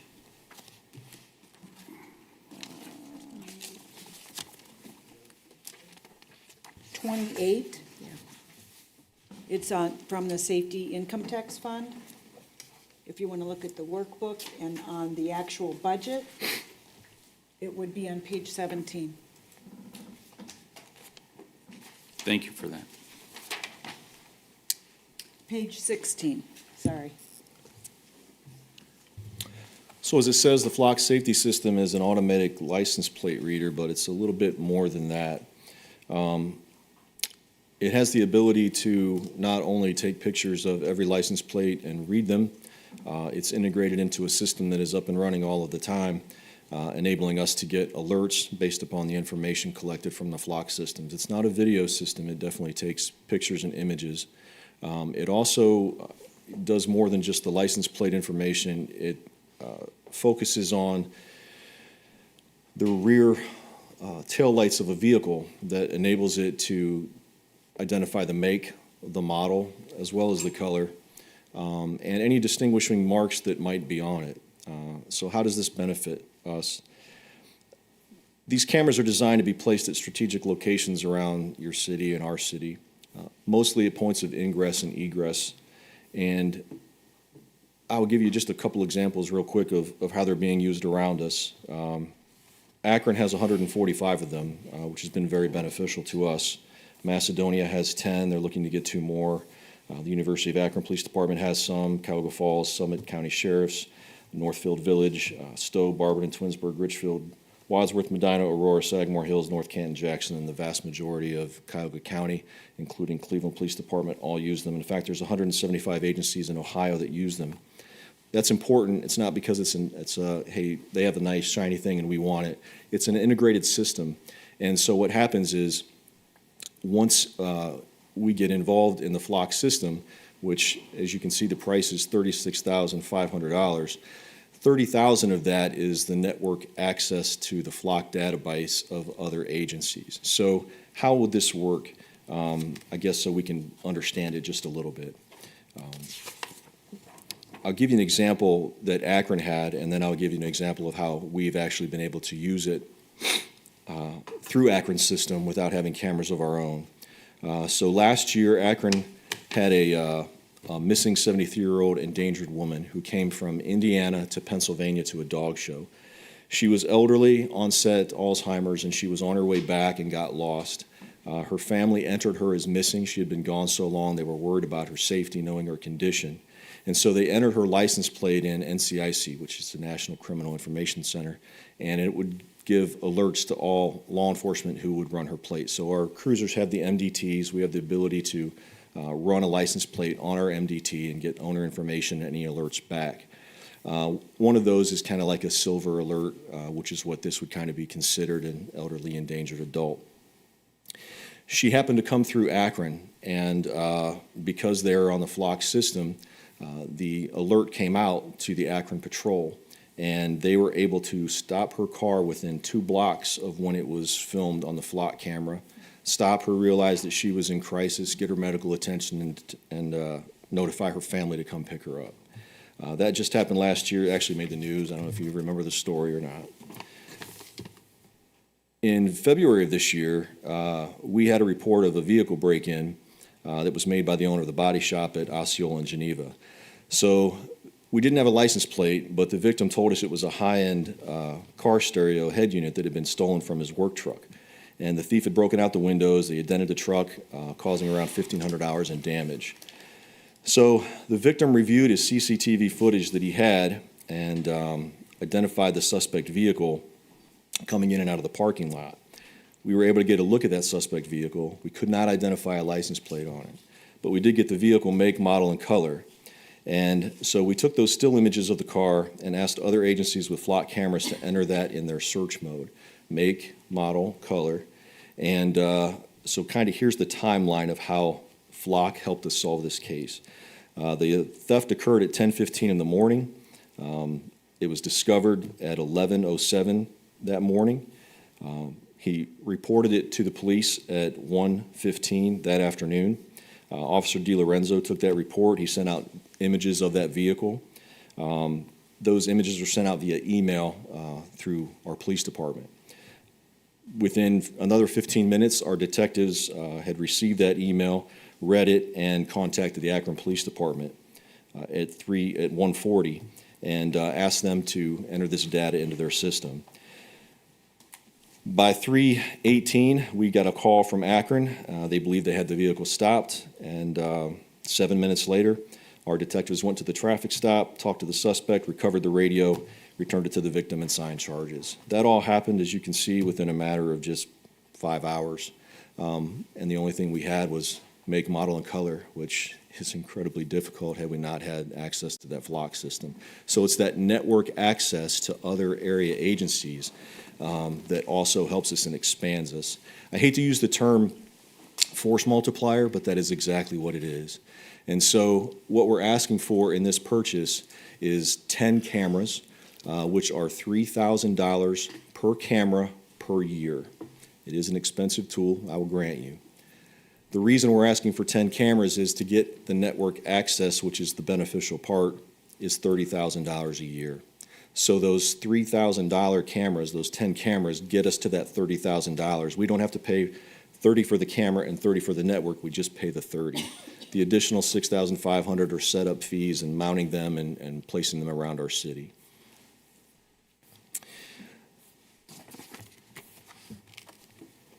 Any questions about the flock cameras? Chief, did we determine where they needed to be located internally, or did Flock or another vendor do that for you? So the sales rep comes out and they look at your city and they work with us on where we would like to have them. There are certain parameters where we can have them and where we probably don't. I think I was talking to the mayor this morning, you know, having them close to an on or off ramp of a highway is always an ideal spot, but we would go from a low installation fee to about a $1,500 per camera installation fee if we get on a right-of-way of ODOT. So we would have to back it off of the ODOT right-of-way and be careful where we put them. A couple around the circle would, of course, be good. Locations of ingress and egress into our city, of course, is where we're wanting to have these. We would take a look at our high-crime areas and gather that data as well and decide where we wanted them. Thanks. Yes, sir. Any questions about Flock? Chief, I actually, Yes. something just caught my attention there when you said about $1,500 a camera increase cost to get in the ODOT right away. I mean, if that's a high-value location, it doesn't seem like that much. Is that a one-time cost? Yes, ma'am. Okay. I guess I feel like if you feel like it's a high-value location, that's barely anything to pay for the location. It's If my we use thoughts. existing poles, and these can run on a power hookup or solar, and there's no difference in the price which way we go. We cannot use First Energy poles, they forbid that. So it would have to be a city pole or something like that. If we use an existing pole, I think it's $150 per camera. If there's no pole, but it's an area we want, and Flock has to come out and mount it, it's $650 per camera. And then, of course, ODOT right-of-ways are $1,500 per camera. What I estimated was 10 cameras at $650. It could be a little bit less if we use our own poles. It could be a little bit more if we have an ODOT right-of-way. So that's where that money came from. I mean, personally, I'd like to know if, I'd hate to say that we skipped like a highway location for that much money when knowing, you know, what kind of traffic you catch on an off-ramp, so. Okay. All right. I think our schools are looking at a grant to get some as well, and we would be integrated in that system. So for the citizens out there, or you who have children in our school systems, if you can imagine that, you know, maybe we have an upset parent or it's going to cause some problems, or maybe there's been some kind of a threat and we have a vehicle, make, model, or even a license plate, to have these around our city and alert us coming in before they reach the campus, or if the schools have cameras located at ingress or egress from the campus, these alerts go out within 5 to 7 seconds. So our SROs and even our patrol officers would be getting alerted. That would be email, text, or even the app on their phone. So it's very, very nice to be able to have that level of speed of notification. Chief, I have to kind of echo what Mrs. Gutman was saying. thinking back to my days in the rec center, a lot of times we were talk about having a lost or missing child, and whether or not our camera systems were good enough and whatnot to be able to identify some of those things. So I think this is a great opportunity to put one at the rec center because, and maybe you are, I don't know, but I think that could be a potential site for, God forbid, a kidnapping of some sort to happen. But then also having that at an on-ramp or off-ramp, I think would be hugely beneficial just for that one scenario because of the proximity of where the rec center is to the highway.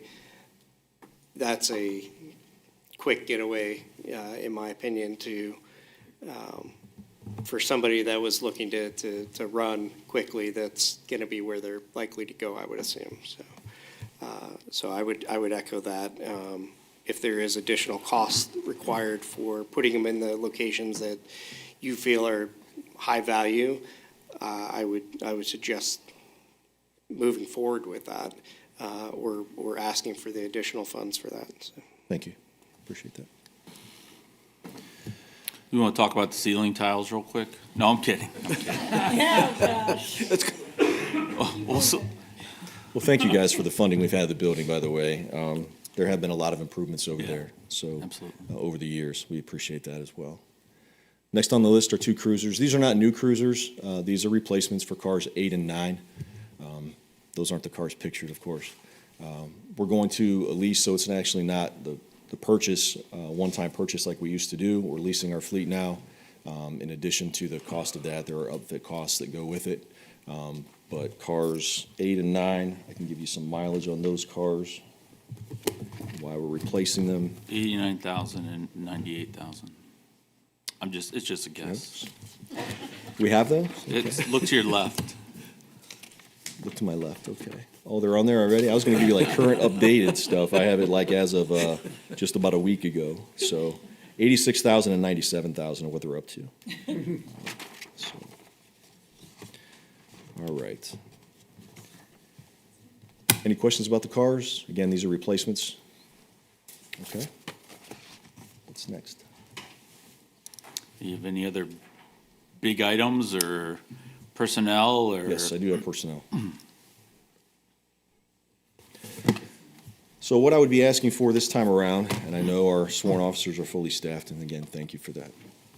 I'm asking for an assistant records manager position to go and help alleviate the workload on our records manager and to build some redundancy in that position. Our department has redundancy around. Our patrol officers are many. Even if I would leave, we have 2 captains who could step in. Tina Allercon is our records manager, and she's currently working, she's salary, no overtime, and she easily works over 60 hours a week, and that's no exaggeration. She's on call 24/7 for any issues that we have with our software systems. And when we hired her in 2018, she really was just a records manager. But since 2018, there have been a lot of changes to our records management system. It's entirely new, as a matter of fact. Tyler Technologies, our computer-aided dispatch system, our mobile data terminals, and the software that we use are all new. And it's all integrated with the SECC and things. So just to give you a highlight of a few things, if you wouldn't mind, I'm going to go ahead and talk about some of the responsibilities that have increased on Tina's plate above and beyond the job description that we hired her to do in 2018. She's now responsible for not only just the training and supervision of the part-time record clerks, of which we have 3 part-time and 2 in training for a total of 5, and 1 full-time records clerk, who all have their own responsibilities and duties. But she's also taken on the training of the mobile software for officers when we went to mobile and having them learn how to do all of the software there. We have an e-ticketing program that will be starting soon. It's in its infancy stages, but it's a couple of departments are using it. She has taken over all the training for that. She coordinates our in-service and regular training for our records department and public records laws. She also helps them with our matrix system, which is where all of the paperwork now goes, not only to our law department, but to the Common Police Court, I-links, DPS crash submissions, as well as the IBR, which is incident-based reporting. That's Ohio, and then they submit to the national IBR database. She's become more of an agency systems administrator, actually, for our records management, mobile, CAD, and matrix systems than anything else, and that is completely new to her job description. She's a member of Tyler Technologies, who are the people that have our RMS system. She's on their advisory group. She votes on topics. She discusses needs. She's a problem solver, and this is very beneficial, all these things that she's involved in, to our department to have that level of expertise there. She's a department representative for the CAD Oversight Committee for our dispatch center. She runs 2 weekly RMS work groups, monthly CAD groups, and weekly e-ticketing groups. So she is highly involved in the building and design of our systems. She's the city designee for the SARCOG Ad Hoc Human Resources Committee, I believe. And again, she's our frontline help desk person for mobile, for Leeds Terminal, Brazos e-ticketing, which we're going to, iLink, Shield Force, which is kind of like, I don't know what you guys call yours. Crew Force. So it's when they get dispatched on their phones. It's Shield Force for the police department. She gets calls in the middle of the night. She takes them from officers as well as records clerks when there's any type of a technological problem. She's very integrated in the software side, where Justin and our IT department are very integrated in the hardware side. So as an example, Justin makes sure that our MDTs talk to our printers in our cars, and he makes sure that all the hardware is working correctly. Tina, when you print out, like when Justin puts the printer in the computer and our officers are going to go to e-ticketing, well, the whole format of that ticket and all of the information and how the system talks to the printer to get that ticket right is Tina. She built that. So she is very knowledgeable and has taken on a great deal of responsibilities above and beyond what we hired her to do, as well as the increased reporting. We're looking to make a tremendous amount of changes at the police department and be far more efficient for our community. That's going to involve us doing a lot of strategic planning, a lot of data, a lot of crunching of numbers, and making sure we're efficient where we need to be efficient and doing things the right way. Tina is integral in that. You guys get a report every month from us, and I think it's about 5 or 6 pages. There's demographics on there, there's crash data on there, there's criminal information, there's traffic citation information, there's officer activity. That's about 15 different reports from our RMS system that go into building that one report for you guys, just as an example. That report takes her about a day to collate, and she had to build in these reporting systems in our RMS system. So the reason she needs an assistant is twofold. One, her responsibilities have increased exponentially. She's vital to us, and there's no one else that can do what she does right now, and that scares me to death. If something were to happen to her and we would lose her to another job or to an accident or anything, we would be in trouble. We must build some redundancy into that system. And so that's why it's so important for this position to come into play. I could go on, and I don't want to waste your time. I hope that I've given you some information, but any questions about that position? She should ask for a raise. Yeah. New job title. In the private sector, that's what you would do. Well, unfortunately, Moving on. even I don't. Come on, guys. Even I don't understand all the things that she does. Unfortunately, I hate to say, but It sounds like you described 3 jobs in that, and you're asking for a part-time assistant no, for her? ma'am, I'm asking for a full-time It's a full-time assistant. assistant. For her. Okay, thank you. Yeah. I was hoping. Any questions about Any that? parting questions for the chief? Yes, I have a couple for the chief. So of the, all the positions you could ask for, a records manager, we definitely see the need for, obviously, in the redundancy, building that redundancy in. When you look at, not just 2024, but beyond, did you assess as to whether or not you think there needs to be additional officers brought in full-time? What is your thought on that for staffing levels? Thank you for the question. My answer right now is that I've been here less than 4 months. And part of that decision is going to come with a good amount of data that we're going to be able to analyze and assess and study a staff study and find out where we're spending our time, where the community needs us to spend our time, and do we have the proper resource allocation and staffing levels to do that. I don't have an answer for you right now, Okay. but I would like to revisit that someday. All right. Fair enough. Thank you. Yes, sir. All right, thank you, Chief Bohan, appreciate you and your time. Probably talked more than I needed to. Is that what you're going to say? No, you're fine, you're fine. Well, thank you, guys. I appreciate it. All right, come over to administration. I know there's a couple things, especially in the law department. Not to put you on the spot, but I think. Sure, I'm happy to talk about it. So you will see a cost increase in our request.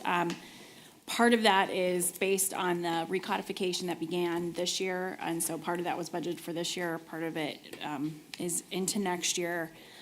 We have not had a thorough review of the code probably since we really never have done this, where we're taking a good look at the code and trying to clean up the obsolete provisions, trying to do things as basic as making sure the formatting's somewhat more consistent, and so renumbering stuff and making it consistent and making it more user-friendly.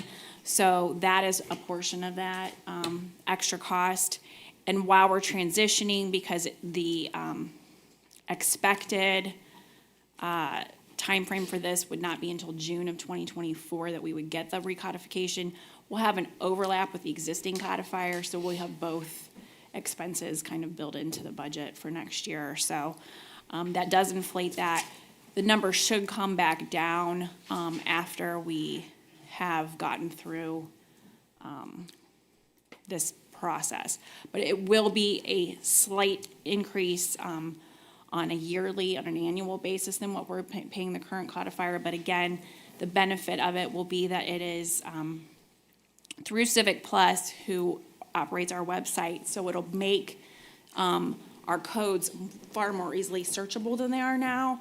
And people will be able to, I think, find what they're looking for much more easily, which is huge, and we want it to be as user-friendly as possible, so I'm excited about it.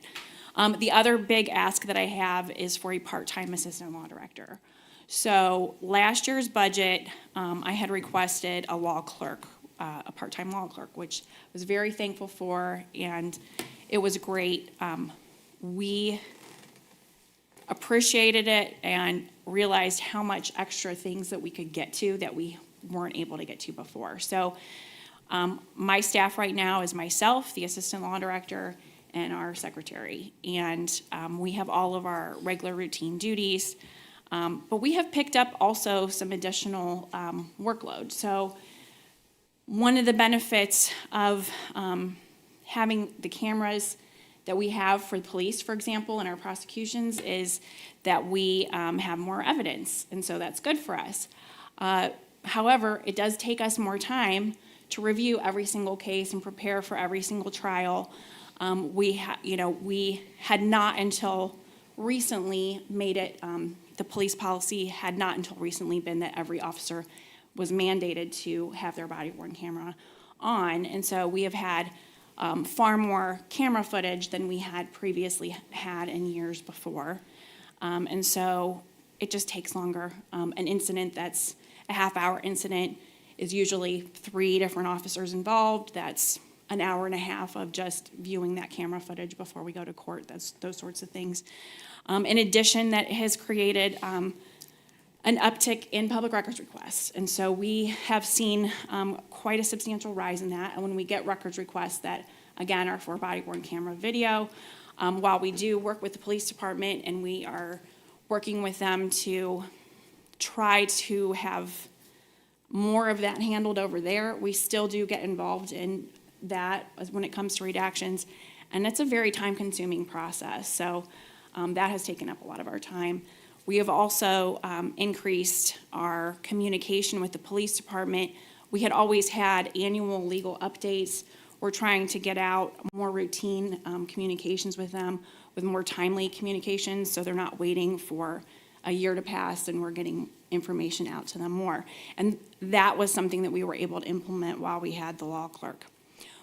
The downside to the law clerk was that they were a clerk, so they were a student. They had a baseline of knowledge, but we had to do a lot of oversight.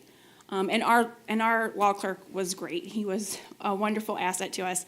But again, there's only so much that they're able to handle. When it came time to assist with prosecutions, for example, you have to have oversight, they have to have a certificate, so they have to be a third-year law student. And so it actually would be very helpful to have someone with a law degree who can do the work and has had the training, who can actually fill in court, who can kind of take care of all the different roles and responsibilities that we have. And the other benefit would be that they're not going to move on. So, I mean, any law clerk that we'd have, once they graduate and pass the bar, is looking for that next job, and that's what happened with this, with our last law clerk. So instead of having the law clerk, I'm asking for a part-time assistant law director to compare what the hourly rate would be for this person as compared to outside counsel, for example, it's not comparable.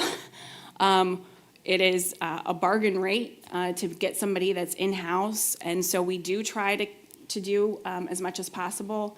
You know, we are involved in litigation, and we're always involved in litigation. There's always something that's going on, and so, again, with those things, the more things that we can do in-house, the less that we're paying outside counsel to do. We do try to do that to the extent that we can. So I think this would be a huge win. The Cuyahoga Falls Law Department currently has an assistant law director, comparable pay scale, which is in line with what we have just done through the comp study. So I think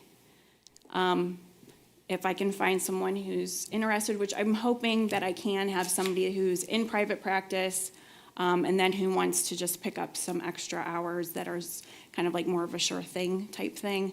That's what we'd be looking for, and someone who's interested in being able to cover the criminal side and the civil side. So I'm hoping that this will help us be able to get to some of those more, some of the things that we just have not had time to do that I want to be able to do. And also just keep up with the workload that we have right now. So that's why I'm asking for that.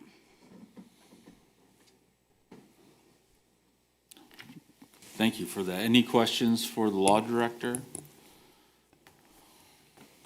Yes, sir, I have a couple questions. So as I'm sitting here thinking about, data points and information that we get from other department heads, whether it be, our rec center, profit loss statements, information from police and fire. Within the law department, when we talk about, litigation we're involved in, or like reviewing the camera system stuff, have you seen an increase in the number of, I guess the word would be prosecutions that you guys handle or that you're involved in? Has there been an increase? I would say that has kind of been an even kill over the last few years. I don't think that we've had a significant volume increase with that. Again, where we've seen the volume increase is the time and preparation. So when we have a trial that we have to prepare for, just going through the additional evidence that we didn't have before is more time consuming. We do have statistics as to the criminal prosecutions, but obviously, I'm not tracking how many contracts we review, how many policies we review, how many,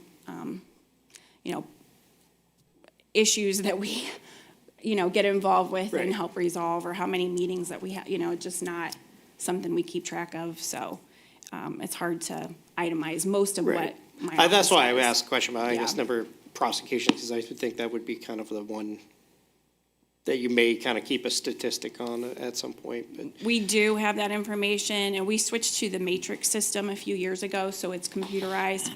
So it doesn't go back very far. It was about mid-2020 that we switched over to that system.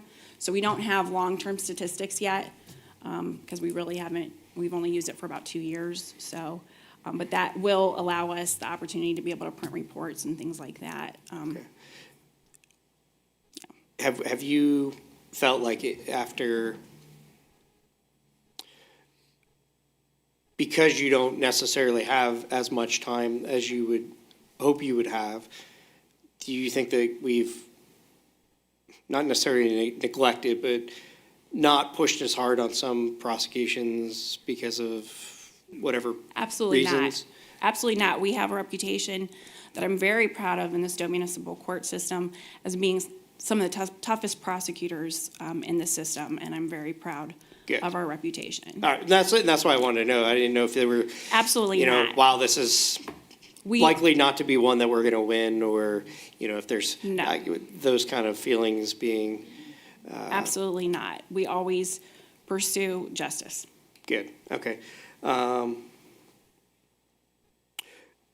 Do you have any thoughts on, in particular with like issue 2 coming up, and do you foresee there being more possible issues coming up surrounding that particular issue when it comes to your department per se? Well, I think that there's going to be, we're going to have to see where the vote goes, and then we'll have to analyze what we do with that. I think we're going to be in the same boat as every other municipality that has to kind of analyze what the outcome and the effects are of that. And I think we are going to have to take a look at zoning and see what, if anything, needs to be amended or looked at in the zoning department, depending on the outcome. All right, great, thank you. And then last question is, so obviously you're elected full-time. Your assistant law director is a full-time position, and so you're just now asking for the part-time assistant director. Right. And how many hours roughly do you anticipate them? You think that this is going to be a fluctuating of, 1 week it might be 40 hours, the next week might be 2? Yeah, so I think most of the time we'd be looking at generally 20 hours a week, give or take. And so I think there'll be times where they'll need to have more coverage. I can envision if one of us is out, another one is out, that they would maybe step in and do a whole 40-hour week, whereas the next week, then maybe they don't work as much, so it would ebb and flow. And we'll be flexible with that person, and I think that's what people are looking for, too, when they come to work, especially in my field right now, but, yeah, we'll work Well, with and that was, as I'm glad you brought that up, because I was thinking about that when you said hopefully you can find somebody.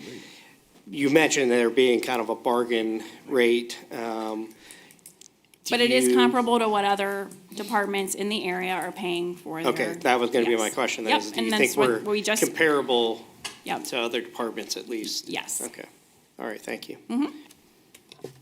All right, thank you, Madam Law Director. Any other questions? All right, I don't think the finance director had much in her budget. It was pretty bland. So thank you. Is there anything else that needs to be discussed or questions regarding the budget for the Mr. Chairman? administration? Yes. I did meet with the Historical Society today. They knew I was having a budget meeting tonight. I wish they would have came in a month ago, but they are going to offer the city of Tallmadge $15,000 to do projects, and they're asking us to kick in $5,000. So the Rapson Fund, Upson. Historical fund. The Ups and Rasp Historical okay, Fund. that fund, we're going to amend the budget to add $20,000. $15,000 will be funded from historical, and $5,000 will be from the general fund, and it will be for the purpose of the truck, the fire truck that is really the city of Tallmadge fire truck, needs some maintenance work on it, and also a camera system for the old town hall, which will have exterior cameras facing out onto the streetway. That's the only thing that I know I'm adding. I have a question for Mrs. Stritch.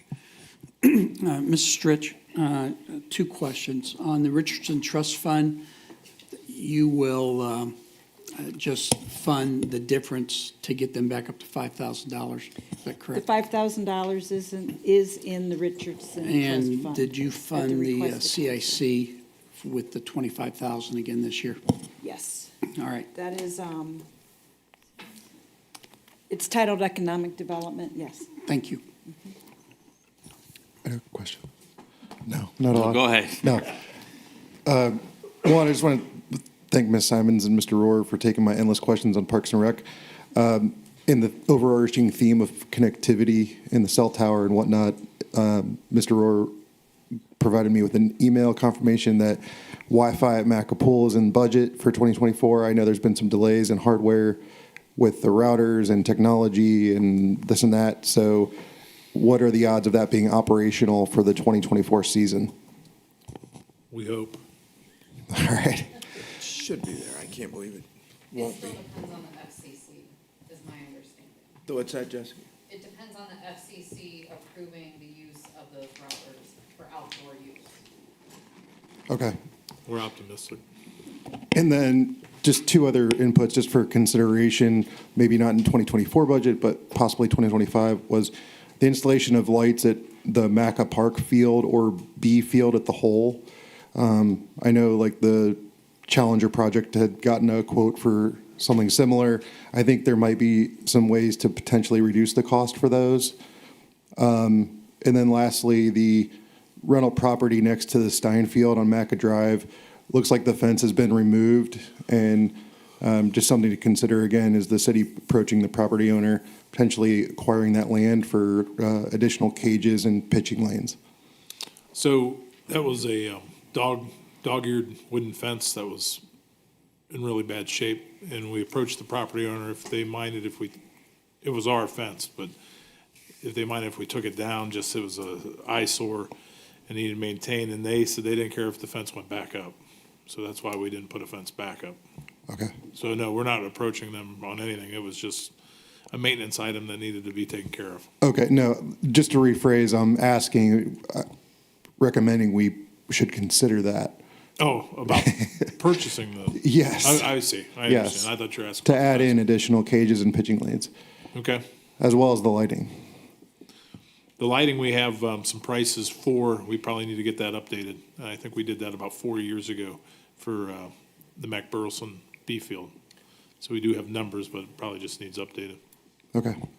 Thank you. That was it. Mr. Shisak, I have a couple additional questions. Go for it. All right, so we have on our workbook on page 2, it talks about having a position in information systems and one in recreation going from part-time to full-time. So the information systems position, that's an additional part-time or full-time? It's a full-time, taking the existing part-timer and adding, making him full-time. Making it The full-time? current employee that's here today. Okay. And then our one recreation going from part-time to full-time, what is the new full-time position? It's sports program coordinator to make that full-time, so there's consistency within the recreation department. And what do we foresee that particular position doing that's different than, say, like our sports program part-time employee? Why don't we,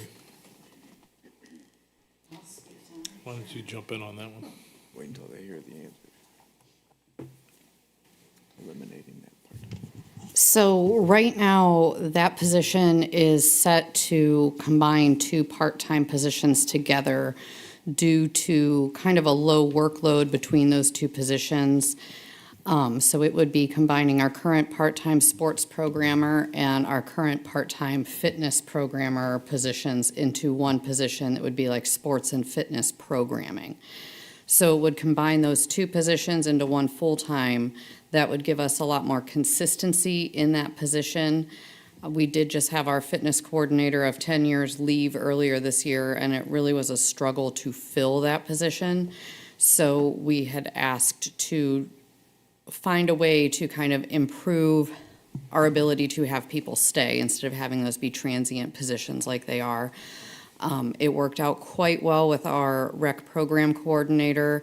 That's now a full-time position, and it's been excellent in not only having consistency in that position, but also giving that position the ability then to work overtime as needed for events and that type of thing.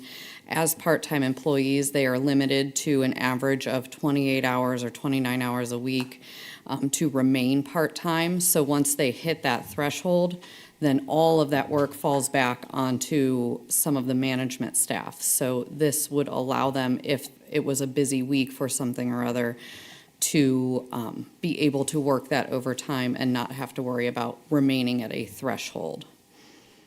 And we feel that with the current workload of our sports program offerings and the current workload of our fitness program offerings, that this made sense to do at this time. So, so the two current part-time positions, I mean, I'm just kind of thinking this through here, but obviously there'll be one person kind of left out of a job, basically, is what it sounds like. Could apply. Or That, maybe well, two. we're asking both of them to Or two. apply. Yeah, Right, Or maybe two. two. yeah. So, yes, and this was not an easy decision to make because of the relationships that we have with each other at the rec center. But when you consider the business, this seemed like the best decision to make at this time.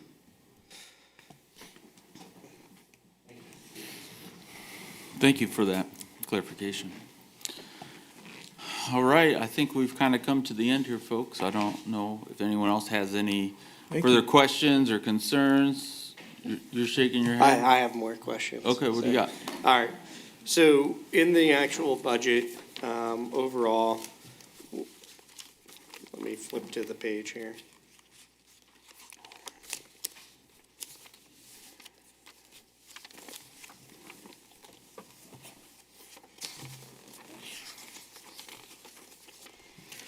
So our capital funds for 2024 come to a total of 5.6 million. And our general fund,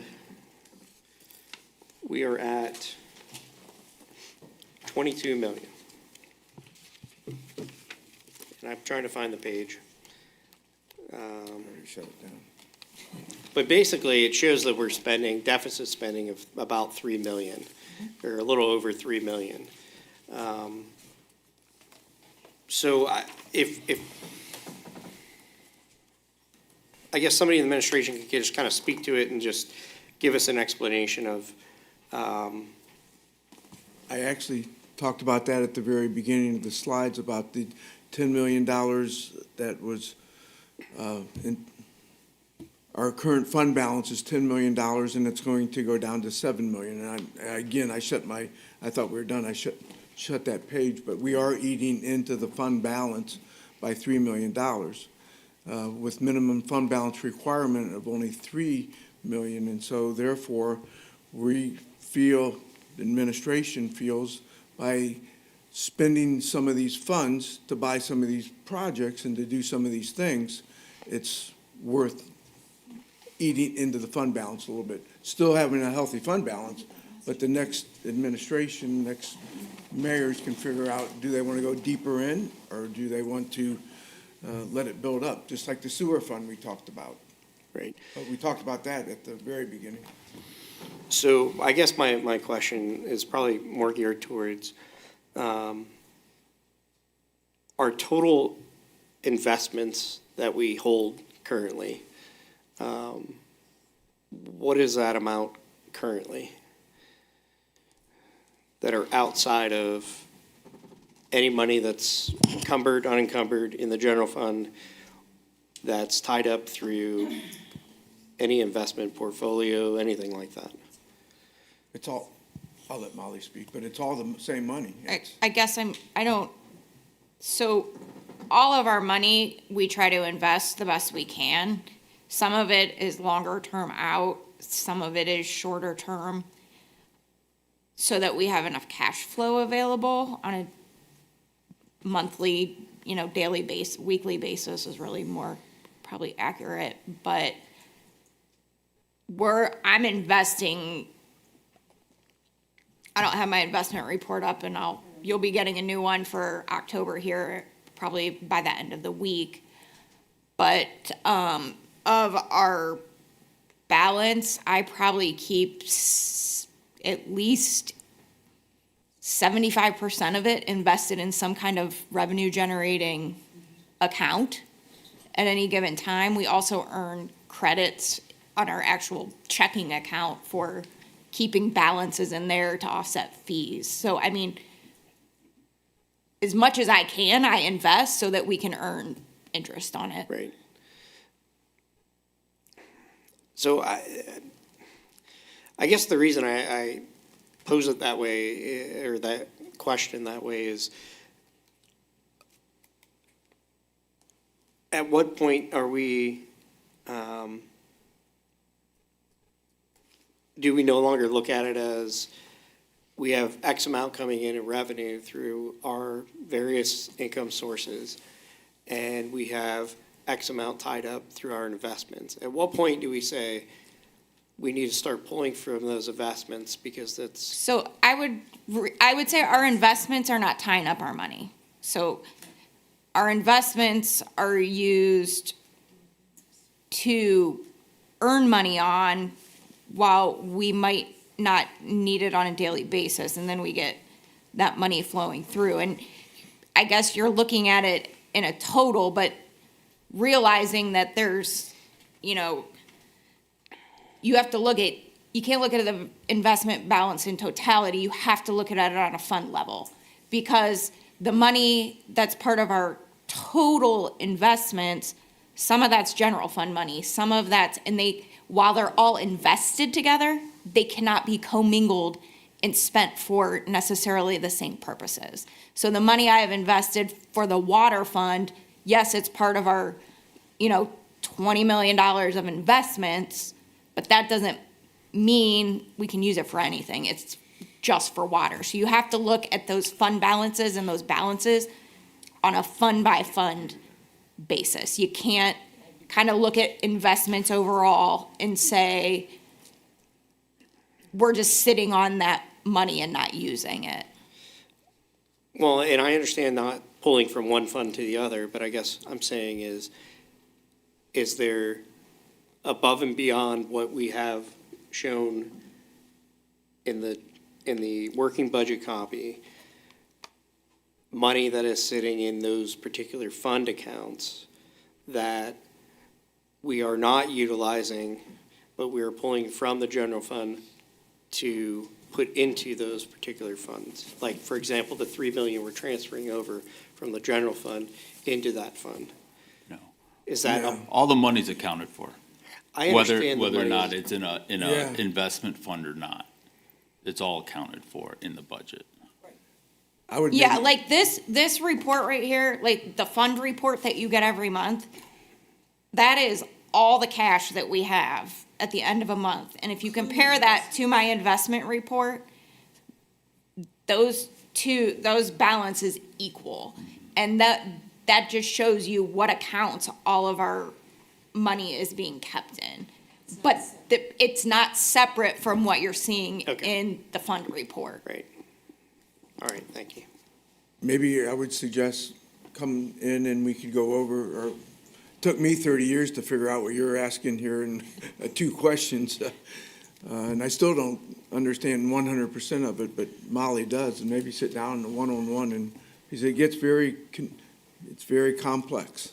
I had a great teacher, Steve Shanafelt, Yeah, there you go. This was, and Molly. this was a very good discussion, and actually went in depth. And, but I think those that are watching, those that are still watching, they learned a lot. They learned a lot this evening. I don't anticipate that we need any additional meetings on this. I believe that council could meet with the administration or whoever one-on-one. Everyone agree with that? So then, I'll take a motion to adjourn. So moved. Second. All right, all in favor of adjourning? Aye. Opposed? Okay. Thank you. It's about 8:20, we're adjourned. Great job, everybody.